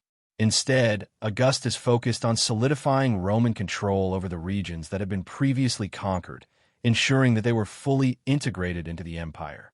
This included reforming provincial governance, providing infrastructure such as roads and aqueducts, and establishing Roman law as the foundation for local administration. Augustus also made significant reforms to the Roman military, ensuring that the army was loyal to him personally, rather than to individual generals or factions. He established a standing army, a novel idea in Rome's history, and ensured that the legions were well compensated and well trained. Augustus understood that the strength of the Roman Empire lay in the loyalty and effectiveness of its military, and he made sure that the soldiers who fought for Rome were not only well equipped, but also motivated by the prospect of land and rewards. This system of rewards and land grants helped secure the loyalty of the military, which in turn helped to maintain the stability of Augustus's rule. In addition to military and political reforms, Augustus also focused on the moral and social fabric of Rome. He sought to return to what he saw as the traditional Roman values of modesty, discipline, and respect for the gods. Augustus enacted a series of moral laws that sought to curb the excesses of Roman society, promoting family values and encouraging marriage and procreation. These reforms were designed not only to strengthen Roman society, but also to reinforce the image of Augustus as the father of the Roman state, a leader who cared for the well-being of his people and the moral integrity of his society. Despite the apparent peace and prosperity of Augustus's reign, his rule was not without its challenges. There were occasional uprisings in the provinces, particularly in the eastern and northern parts of the empire. Augustus also faced opposition from those who saw his rise to power as a betrayal of the Republic. Yet, Augustus was a master of both military and political strategy, and he knew how to quell dissent without allowing it to disrupt the stability of his regime. He understood the delicate balance between force and diplomacy, and he used both to secure his position at the top of Roman politics. Perhaps the most striking feature of Augustus's reign was his ability to craft his own legacy. He understood the power of symbols and public perception, and he worked tirelessly to cultivate an image of himself as Rome's greatest leader. Augustus commissioned monumental buildings and statues that depicted him as a godlike figure, and he ensured that his image would be forever tied to the prosperity and glory of the Roman Empire. He also carefully managed his relationship with the Senate, the army, and the people, ensuring that each group saw him as their protector and benefactor. Augustus ruled for over 40 years, a period of unprecedented stability and transformation for Rome. By the time of his death in 14 CE, he had ensured that Rome would never return to its republican roots. The empire he had built would endure for centuries, far longer than the Republic ever had. Augustus had achieved what few could have imagined when he first stepped into the political arena. He had transformed Rome from a fractured republic into a powerful empire, and his legacy would shape the course of Western civilization for generations to come. Augustus, having firmly secured his position as the undisputed ruler of the Roman world, continued to reshape the empire he had inherited. His reign, lasting over 4 decades, marked a pivotal moment in history, as Rome transformed from a fractured republic into a unified, stable empire under his careful stewardship. The peace that Augustus brought to Rome, known as the Pax Romana, became the defining feature of his rule and one of his most enduring legacies. The empire that Augustus created would last for centuries, and his influence would be felt long after his death. Augustus's primary goal was to ensure stability after the years of civil war that had ravaged Rome. The Republic, as it had existed in centuries past, was now little more than a memory, and Augustus was acutely aware of the weight of history resting on his shoulders. He inherited a Rome that had been torn apart by conflict, with rival generals and factions vying for power. Caesar's assassination, which had been meant to restore the Republic, had instead plunged Rome into further chaos. It was Augustus's vision to restore not only order, but also Rome's moral and political integrity. He sought to create a system of government that would maintain peace without the need for constant military struggle or political instability. One of Augustus's first achievements was securing the loyalty of the Roman military. He understood that the strength of the Roman Empire was inextricably linked to the loyalty of its legions.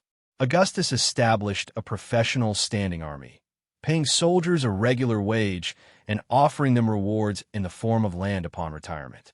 This was a significant shift in Roman military tradition, which had been based more on citizen soldiers who served temporarily in times of need. Augustus's standing army ensured that Rome would always be ready to defend itself, but it also ensured that the military would remain loyal to him personally, rather than to individual generals or political factions. This loyalty would prove to be essential throughout his reign. The consolidation of military power, however, was only one part of Augustus's plan to stabilize Rome. He knew that Rome's social fabric, already weakened by years of civil strife, needed to be reformed in order to ensure the longevity of the empire. Augustus viewed himself as a moral leader, and he sought to restore what he believed were the traditional Roman values of discipline, family, and respect for the gods. In an era when excess and corruption had become commonplace, Augustus set out to reintroduce a sense of civic duty, promoting values that had once been the cornerstone of Roman society. One of Augustus's most notable reforms was his attempt to regulate Roman society through a series of moral laws. These laws, known as the Lex Julia, sought to encourage marriage, family life, and procreation, while also attempting to curb the widespread immorality and decadence that had come to characterize the upper classes. Augustus promoted the ideal of the Roman family, elevating it as the foundation of a strong and virtuous society. He also implemented laws to punish adultery and discourage luxury, hoping to return Rome to its more austere and disciplined roots. These efforts were not universally popular, but they reflected Augustus's belief in the need for a moral revival in Roman life. In addition to his social reforms, Augustus was also keenly aware of the importance of Roman religion in maintaining public order. Throughout his reign, he sought to strengthen Rome's connection to its ancient gods and traditions. Augustus himself was a devout man, and he used religion to promote his image as the divinely ordained ruler of Rome. He carefully cultivated his association with the gods, claiming that he had been chosen by fate to lead the Roman people to greatness. Augustus's religious reforms included the rebuilding and restoration of temples to Roman gods, as well as the promotion of the cult of the emperor, which elevated the emperor himself to the status of a god in the eyes of the people. This move not only reinforced Augustus's authority, but also helped to solidify the role of the emperor as the central figure in Roman religious and political life. While Augustus focused on the internal consolidation of power, he also worked to expand the Roman Empire through military conquests. Though he had no intention of pursuing the kind of aggressive expansionism that had characterized Rome's earlier years, Augustus sought to secure Rome's borders and ensure that it had the resources necessary to maintain its dominance. Under his leadership, the Roman Empire expanded to its greatest extent, stretching from the Iberian Peninsula in the west to the banks of the Euphrates River in the east. Augustus's military campaigns were often carefully calculated, seeking to bring new territories into the empire through diplomacy, alliances, and strategic military interventions. In some cases, such as the conquest of the Kingdom of Egypt, Augustus was able to secure Roman control without significant bloodshed. However, not all of Augustus's military campaigns were peaceful or without challenge. In 9 CE, the Roman Empire suffered a significant defeat in the Battle of the Teutoburg Forest, when a coalition of Germanic tribes ambushed and destroyed 3 Roman legions. The defeat was a blow to Augustus's reputation and marked the limits of Roman expansion to the east. Following this setback, Augustus abandoned further efforts to expand into Germania and shifted his focus to consolidating Roman control over the provinces that had already been annexed. Despite this setback, Augustus's ability to secure the empire's borders and maintain stability in the provinces was a testament to his political and military acumen. Beyond his military and political reforms, Augustus also sought to leave a lasting cultural legacy. He understood the importance of public perception and used art, literature, and architecture to promote his reign and shape the Roman identity. During his rule, Augustus commissioned numerous building projects, including the construction of new roads, aqueducts, and public buildings. He famously boasted that he had found Rome a city of bricks and left it a city of marble. Augustus also encouraged the development of literature, patronizing poets such as Virgil, Horace, and Ovid, whose works would become central to the Western literary canon. Virgil's epic poem, the Aeneid, for instance, was written during Augustus's reign and sought to glorify Rome's origins and the destiny of the Roman people. Through these cultural achievements, Augustus not only enhanced Rome's physical and intellectual landscape, but also ensured that his image would be forever intertwined with the empire he had built. Statues, coins, and inscriptions depicting Augustus in a divine light helped to establish his legacy as a ruler who had brought peace, prosperity, and glory to Rome. Augustus's careful cultivation of his own image, combined with the tangible successes of his reign, ensured that his legacy would be remembered for centuries to come. Augustus ruled for over 40 years, and by the time of his death in 14 CE, he had transformed the Roman world. He had created a political system that would endure for more than 3 centuries, long after his own death. The Roman Empire, which Augustus had shaped and solidified, would continue to thrive under his successors, though none would ever quite match the vision and skill of Augustus himself. His reign marked the beginning of the Pax Romana, a period of relative peace that allowed for the flourishing of Roman culture, economy, and society. In the years following his death, Augustus was deified, and his name became synonymous with the greatness of Rome. He had, in the end, not only secured his own place in history, but had set the stage for the Roman Empire to endure, far beyond the lifetimes of those who had witnessed his rise. The legacy of Augustus was a legacy of peace, power, and permanence, and his reign remains one of the most consequential in the history of the Western world. The reign of Augustus, though characterized by unprecedented stability and prosperity, was not without its challenges. As the first emperor of Rome, Augustus had carefully constructed a system of governance that blended elements of the old republic with a new autocratic reality, but he was keenly aware of the fragile nature of the empire he had forged. His later years were marked by a series of internal and external challenges, from the growing discontent among some factions of the Roman elite to the constant need to defend the empire's borders. Despite these difficulties, Augustus continued to demonstrate his remarkable ability to navigate complex political landscapes and maintain the empire's cohesion. One of the most significant challenges Augustus faced during his later years was the question of succession. As the emperor grew older, the issue of who would succeed him became more pressing. Augustus had no biological sons, and his heir apparent, Marcus Agrippa, whom he trusted deeply, had passed away in 12 BC. Agrippa had been Augustus's closest military and political ally, and his death left a void in the imperial succession. Augustus adopted several potential heirs over the years, including his stepson Tiberius, the son of his wife Livia, and the young Gaius and Lucius Caesar, his grandsons.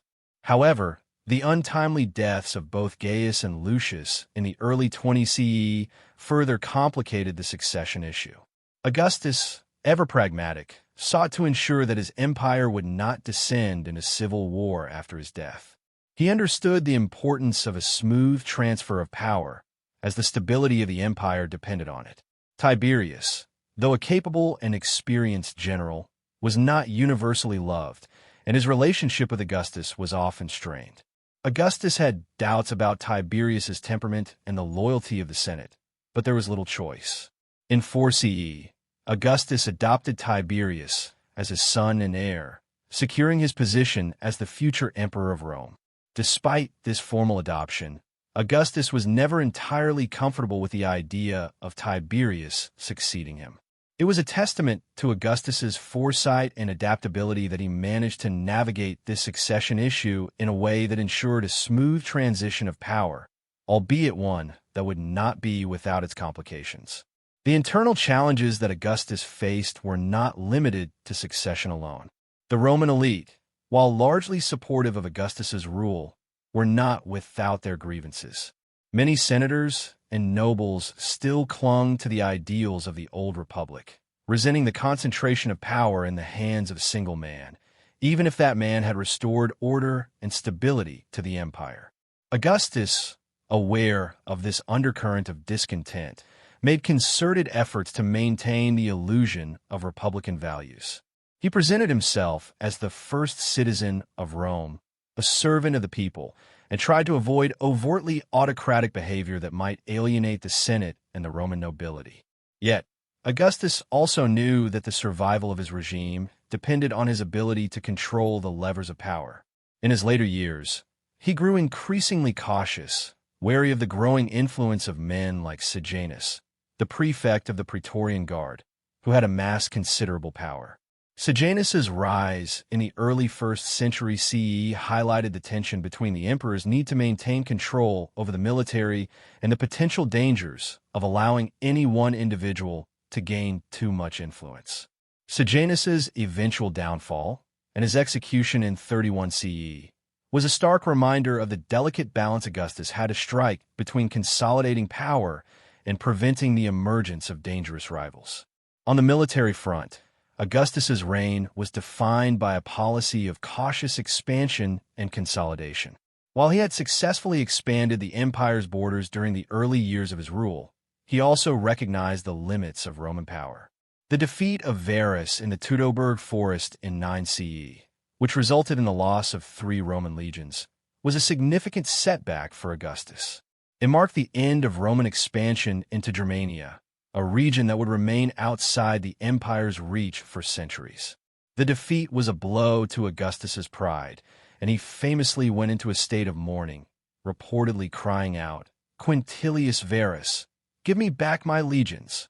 Augustus, however, did not allow this loss to derail his vision for the empire.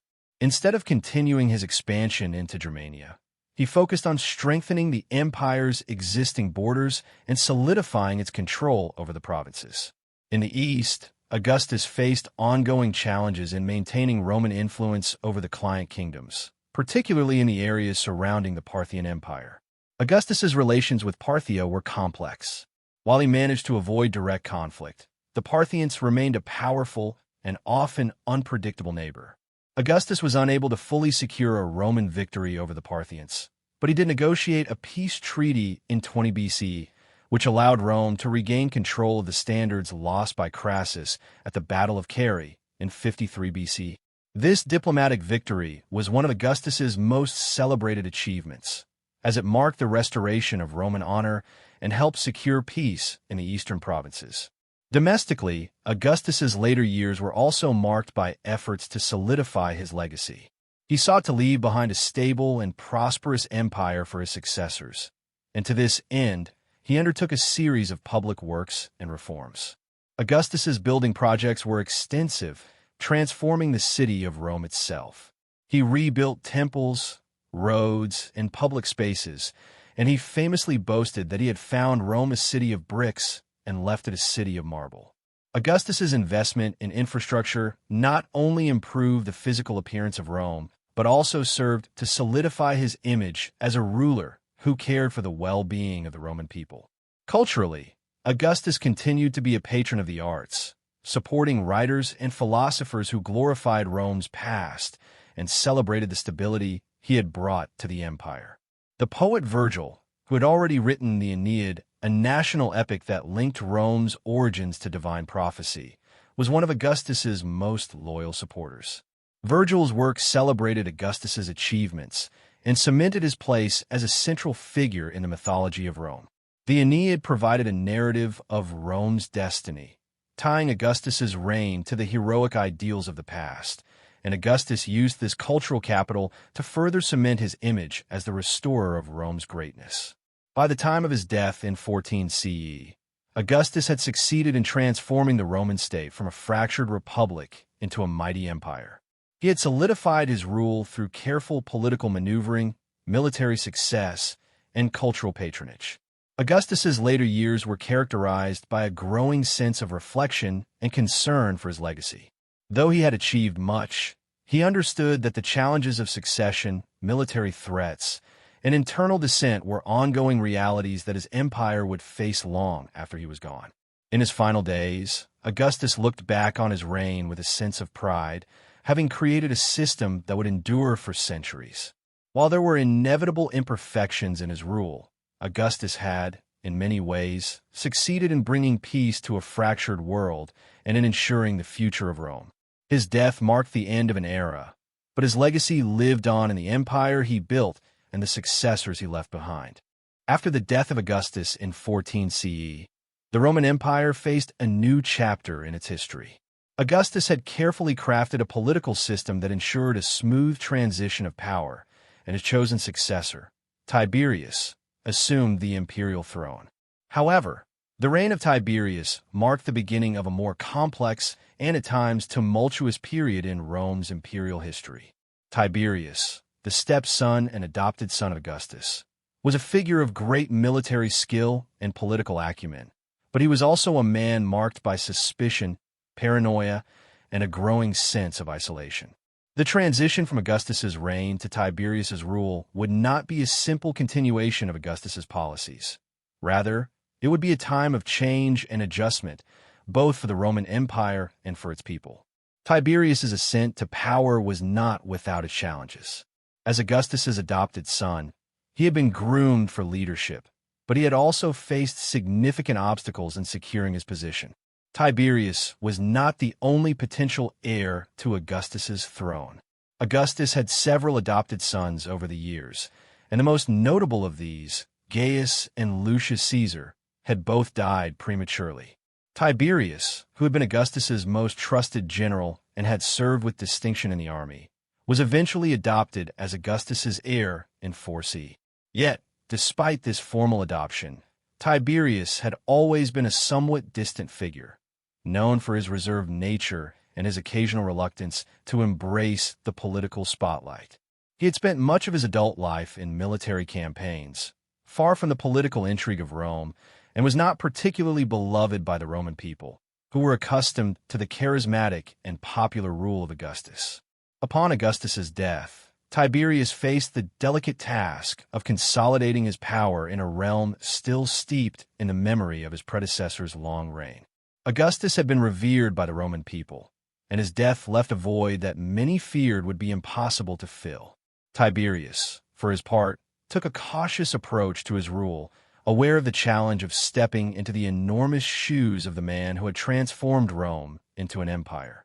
While Augustus had maintained a delicate balance between absolute power and republican ideals, Tiberius was more willing to embrace the autocratic nature of imperial rule. He did not seek to restore the outward appearance of the republic, nor did he make the same efforts as Augustus to present himself as the first among equals. Instead, Tiberius governed with a firmer hand, relying on the power of the military and his control over the imperial machinery. Tiberius's rule, though marked by a strong commitment to maintaining the stability of the empire, was also characterized by a growing sense of disillusionment and isolation. Early in his reign, Tiberius worked to strengthen the military, securing the empire's borders and ensuring that Rome's enemies would not take advantage of the transition of power. His military campaigns, particularly in Germania, were successful, but he did not share Augustus's enthusiasm for expansion. Tiberius was more focused on securing and consolidating the empire's existing territories rather than pursuing the kind of aggressive expansion that had characterized Rome's earlier years. This cautious approach was in part a reflection of his desire to avoid the overextension that had plagued his predecessor's reign. Tiberius, unlike Augustus, was not as interested in public works or cultural patronage, and this led to a sense of stagnation in some aspects of his reign. Despite his military successes and his ability to maintain the empire's stability, Tiberius's rule was marred by increasing political instability and growing discontent among the Roman elite. Tiberius's relationship with the Senate was complex and strained. While Augustus had skillfully worked to maintain the Senate's role in governance, Tiberius was less inclined to seek the Senate's approval. Tiberius's suspicion of those around him, particularly the Senate, led to a series of purges and executions, which only deepened the mistrust between the emperor and the ruling class. As Tiberius became more paranoid, he withdrew from public life, retreating to the island of Capri in 26 CE, where he spent the majority of his remaining years. From this remote location, he continued to rule through his trusted advisors, but his distance from Rome created a sense of instability and uncertainty. Tiberius's isolation on Capri became symbolic of his reign. While Augustus had carefully cultivated his image as a father figure to the Roman people, Tiberius's rule was marked by a sense of coldness and detachment. His retreat to the island was not simply a desire for solitude. It was also a means of escaping the growing political pressures that had accumulated in Rome. The Senate and the people of Rome became increasingly alienated from the emperor, and his reign was marked by whispers of tyranny, cruelty, and moral decay. While Tiberius maintained a tight grip on power, his reign was increasingly seen as one of repression, marked by an atmosphere of fear and suspicion. One of the most significant events of Tiberius's reign was the trial and execution of many prominent figures, including members of the aristocracy and political elite. The atmosphere of fear in Rome grew as Tiberius seemed to target anyone he saw as a potential threat to his rule. These purges, which were carried out with the help of his treacherous advisor Sejanus, cast a shadow over Tiberius's reign. Sejanus, who had risen to power as the prefect of the Praetorian Guard, was instrumental in the political machinations of Tiberius's later years. However, in 31 CE, Sejanus's growing power led to his downfall, as Tiberius, who had come to view him as a rival, had him arrested and executed. The death of Sejanus marked the climax of Tiberius's increasingly paranoid and autocratic rule. Despite these darker aspects of his reign, Tiberius's rule also had its achievements. His financial management of the empire was effective, and his ability to maintain stability in the face of external threats cannot be understated. The borders of the empire remained largely secure, and Tiberius's military reforms helped ensure that the Roman legions were well-equipped and well-organized. His reign also saw the continued development of Roman law, with a number of important legal reforms being enacted during his time as emperor. These reforms helped to shape the future of Roman governance, laying the groundwork for the imperial legal system that would be developed further by future emperors. Tiberius's death in 37 CE marked the end of a complex and sometimes contradictory reign. While he had managed to maintain the stability of the empire and secure its borders, his reign was also marked by a growing sense of fear, distrust, and isolation. Tiberius's departure from Rome to Capri, his suspicious purges, and his increasingly autocratic rule left a legacy of political instability. When he died, Tiberius was succeeded by his grandnephew Caligula, whose reign would begin the era of emperors marked by greater excess and cruelty. Tiberius's legacy is a mixture of achievements and controversies. He successfully navigated the challenges of ruling an empire that had been handed down to him by Augustus, but his rule also contributed to the growing disillusionment with imperial power. While Augustus had been celebrated for his ability to blend tradition with autocracy, Tiberius's reign was more rigid, and the mistrust it bred would set the tone for many of the emperors who followed. Tiberius's time on the throne was a pivotal moment in the history of the Roman Empire, and his reign marked the end of the era of Augustus and the beginning of a new, more unpredictable phase in Roman imperial history. The reign of Caligula, one of the most infamous emperors in Roman history, marked a dramatic departure from the relative stability and calculated leadership of his predecessors. Caligula, born Gaius Julius Caesar Augustus Germanicus, was initially viewed with great hope and optimism by the Roman people. He was the son of the beloved General Germanicus and the great-grandson of Augustus, and his early years were marked by a sense of public affection and high expectations. However, after his ascension to the throne in 37 CE, his reign quickly descended into chaos and cruelty, leaving behind a legacy of fear, unpredictability, and a reign that became synonymous with tyranny. Caligula's rise to power was swift and unexpected. After the death of his predecessor, Tiberius, Caligula was named emperor at the age of 24. He had been groomed for leadership since childhood, having been raised in the shadow of his father's military fame and his family's political legacy. Upon assuming the imperial throne, Caligula was initially welcomed with enthusiasm by the Roman people, who had grown weary of the oppressive rule of Tiberius. His early actions as emperor seemed to promise a return to a more compassionate and just reign. He reduced taxes, pardoned exiles, and restored the practices of the Senate, hoping to appear as a ruler who would bring about a new era of reform. For a brief period, Caligula was seen as a figure of hope, the heir to Augustus's vision of a strong and prosperous Rome. However, as the months passed, it became increasingly clear that Caligula's reign would take a darker turn. The emperor's temperament shifted from one of youthful optimism to that of a paranoid and erratic ruler, and the promise of reform was quickly replaced by a reign characterized by cruelty, extravagance, and a growing obsession with his own power. The turning point in Caligula's rule came early, as he became consumed by the idea of absolute control. He began to surround himself with sycophantic advisors, who encouraged his increasingly erratic behavior, and he sought to assert his dominance over the Senate and the Roman elite. His desire for absolute power led him to engage in humiliating displays of authority, often putting the Senate and leading figures of Rome in compromising positions. One of the first signs of Caligula's descent into tyranny was his decision to declare himself a living god. While the emperor had long been viewed as a semi-divine figure in the Roman world, Caligula's declaration was unprecedented. He ordered that statues of himself be erected in temples and public places, demanding that the people worship him as a deity.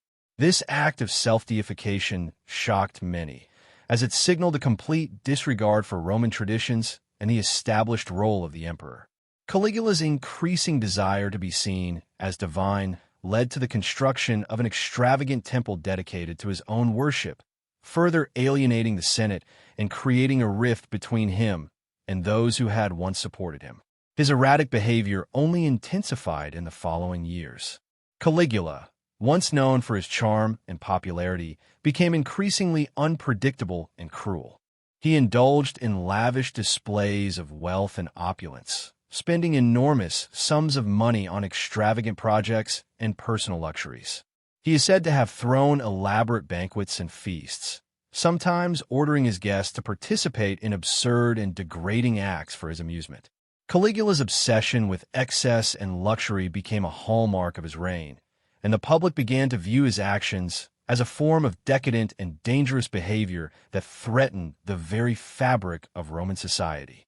The emperor's relationship with the Senate became increasingly strained as he sought to undermine its power and diminish its authority.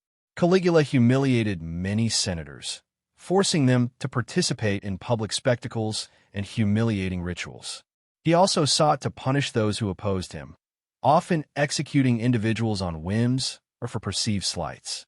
The Senate, once a powerful and influential body in Roman politics, found itself powerless in the face of Caligula's increasingly tyrannical rule. Caligula's decision to appoint his own horse, incitatus. As a priest, and even as a potential consul, further demonstrated his disdain for the Senate and the traditional institutions of Roman government. The appointment was seen as a symbolic gesture, an expression of Caligula's belief that he was above the law and the conventions of Roman society. Caligula's military campaigns were similarly marked by a lack of strategic purpose and a growing sense of megalomania. In 39 CE, he launched an ill-fated campaign against Britain, which ended in disaster when he ordered his troops to collect seashells from the shore, claiming they were spoils of war. This bizarre episode was a clear sign of Caligula's detachment from reality and his increasing willingness to engage in absurd acts of power to satisfy his ego. His military campaigns, which were initially seen as an attempt to extend Rome's power, soon became little more than exercises in vanity, designed to feed Caligula's sense of invincibility rather than to further the interests of the empire. Perhaps the most disturbing aspect of Caligula's reign was his growing cruelty toward both the elite and the common people of Rome. He was infamous for his acts of violence and his use of fear to maintain control. Caligula had a reputation for making arbitrary and brutal decisions, ordering executions without trial, and subjecting his victims to horrific forms of torture. Those who had once supported him were now terrified of his wrath, as he showed no mercy to those who had been accused of treason or disloyalty. His cruelty was not limited to the political elite.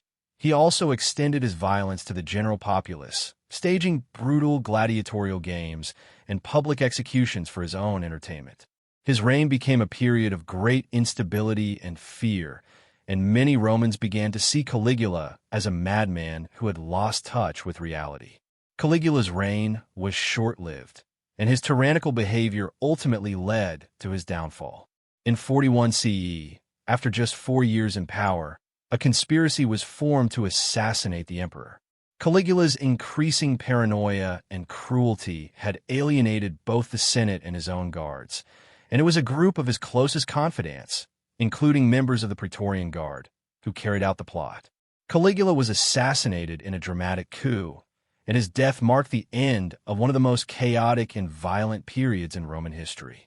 His reign was so despised that the Senate, in the aftermath of his assassination, attempted to erase his memory from the historical record, condemning him as a tyrant and attempting to restore the stability that had existed under Augustus. The legacy of Caligula is one of excess, cruelty, and madness. His reign was a stark contrast to that of Augustus, who had sought to stabilize Rome and restore its greatness.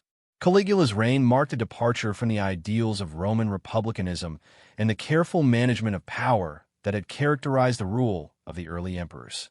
Instead, Caligula's rule was defined by reckless indulgence, unchecked cruelty, and a desire for absolute control. In the end, Caligula's reign was a cautionary tale about the dangers of absolute power and the fragility of political stability. Though his reign was short, the impact of his cruelty and madness was felt for generations, and his name became synonymous with tyranny and chaos in the annals of Roman history. Following the violent and unpredictable reign of Caligula, the Roman Empire found itself in a state of uncertainty. The Senate, the military, and the people were all eager for stability, and the imperial throne was left to a surprising successor, Claudius. Born Tiberius Claudius Caesar Augustus Germanicus, Claudius was the nephew of Tiberius, the great-nephew of Augustus, and the brother of the notorious Emperor Germanicus. Despite his prestigious family connections, Claudius was long considered an unlikely candidate for the throne. He was physically weak, often described as being stammering and with a limp, and was somewhat of an outsider in the political circles of Rome. He had been overlooked, even ridiculed, by many of his contemporaries. But fate, as it often does in history, would play its hand, and Claudius would rise to become one of the most effective and underestimated emperors in Rome's history. Claudius's ascension to the throne was not the result of his political maneuvering or military conquest, but rather circumstance. When Caligula was assassinated in 41 CE, it was not the senators or the military leaders who immediately seized power, but the Praetorian Guard, the elite bodyguard of the emperor. They discovered Claudius hiding behind a curtain in his palace, seemingly by accident. His reaction to the chaos that ensued in the aftermath of Caligula's death, appearing to be the most unlikely and unthreatening candidate, may have contributed to the decision to proclaim him emperor. His perceived harmlessness and the fact that he was a member of the imperial family made him a safer choice for the guards than the possibility of another violent power struggle. Initially, few people expected Claudius to be anything more than a figurehead, a puppet emperor controlled by those with more experience in governance. But Claudius quickly proved his worth. Despite the underestimation he had faced throughout his life, he showed remarkable intelligence, a keen understanding of Roman law, and the ability to manage the empire's complex bureaucracy. He also proved to be surprisingly adept at navigating the political intrigues of Rome. Where Caligula had ruled with cruelty and excess, Claudius governed with a more measured approach. His reign marked a time of relative stability, characterized by practical reforms, military successes, and the expansion of the empire's borders. One of the first major actions of Claudius's reign was to consolidate his control over the Roman military. Though he had not been a general like many of his predecessors, Claudius understood the importance of military loyalty to maintaining imperial power. His ability to maintain the allegiance of the army was key to his success. He embarked on a series of military campaigns that solidified his authority and expanded the empire. One of his most notable achievements was the conquest of Britain in 43 CE. Claudius's decision to invade Britain was not merely driven by the desire for territorial expansion, but by a need to secure his position as emperor. The campaign was a success, and it marked the beginning of Roman control over the British Isles, which would last for centuries. The conquest of Britain was not without its challenges, but Claudius's leadership proved effective. His forces faced resistance from local tribes, but Claudius, known for his detailed knowledge of Roman military tactics, was able to win key battles, eventually forcing the British tribes to submit to Roman authority. His victory was celebrated in Rome, and Claudius himself paraded in triumph upon his return. The conquest of Britain not only added valuable territory to the empire, but also helped Claudius secure his reputation as a capable ruler and military leader, far surpassing the expectations of those who had initially doubted him. Domestically, Claudius focused on strengthening the administrative structures of the empire. He worked tirelessly to reform the Roman legal system, streamlining processes and ensuring that justice was applied more evenly across the empire. He also expanded the rights of Roman citizens, granting citizenship to many people in the provinces, including some in Gaul and Spain.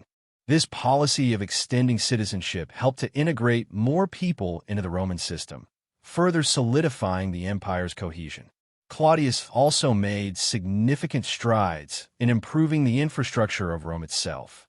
He oversaw the construction of new roads, canals, and aqueducts, and worked to improve the city's sanitation system.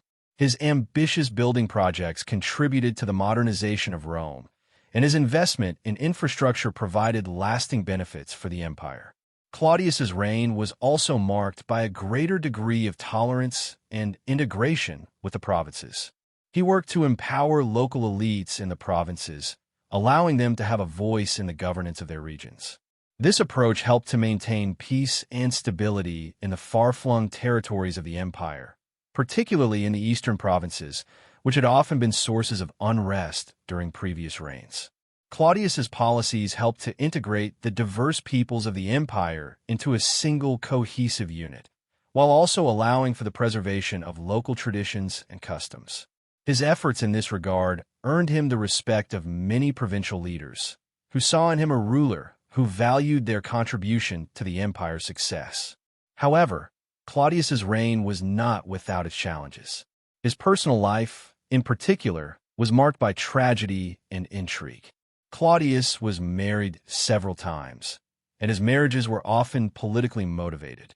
His first wife, Placia Urgulanilla, was divorced after she was accused of adultery, and his second marriage, to Aelia Paetina, was also short-lived.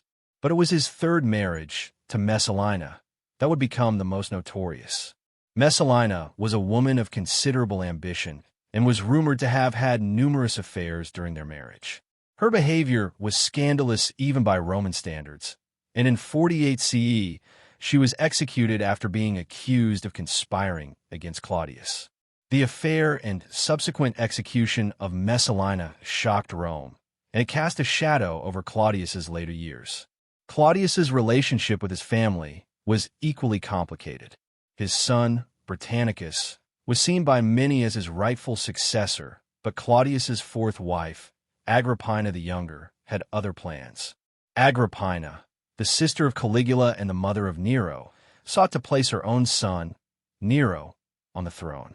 In a tragic turn of events, Agrippina maneuvered her way into a position of power, and many historians believe that she poisoned Claudius in 54 CE. Her actions ensured that Nero would succeed Claudius as emperor, and the power struggle within the imperial family continued to play out in the years following Claudius's death. Despite the personal betrayals and familial intrigues that marred his reign, Claudius left behind a legacy of relative stability and expansion. He is remembered for his intellectual curiosity, his ability to govern effectively, and his military successes. Claudius's reign marked a significant departure from the excesses of Caligula and helped to restore a sense of order to the empire. His reign laid the groundwork for the future successes of the empire, even though it was his successor, Nero, who would be remembered for a more flamboyant and controversial reign. Claudius, however, remains an emperor whose quiet strength and unexpected success contributed greatly to the continued prosperity of Rome.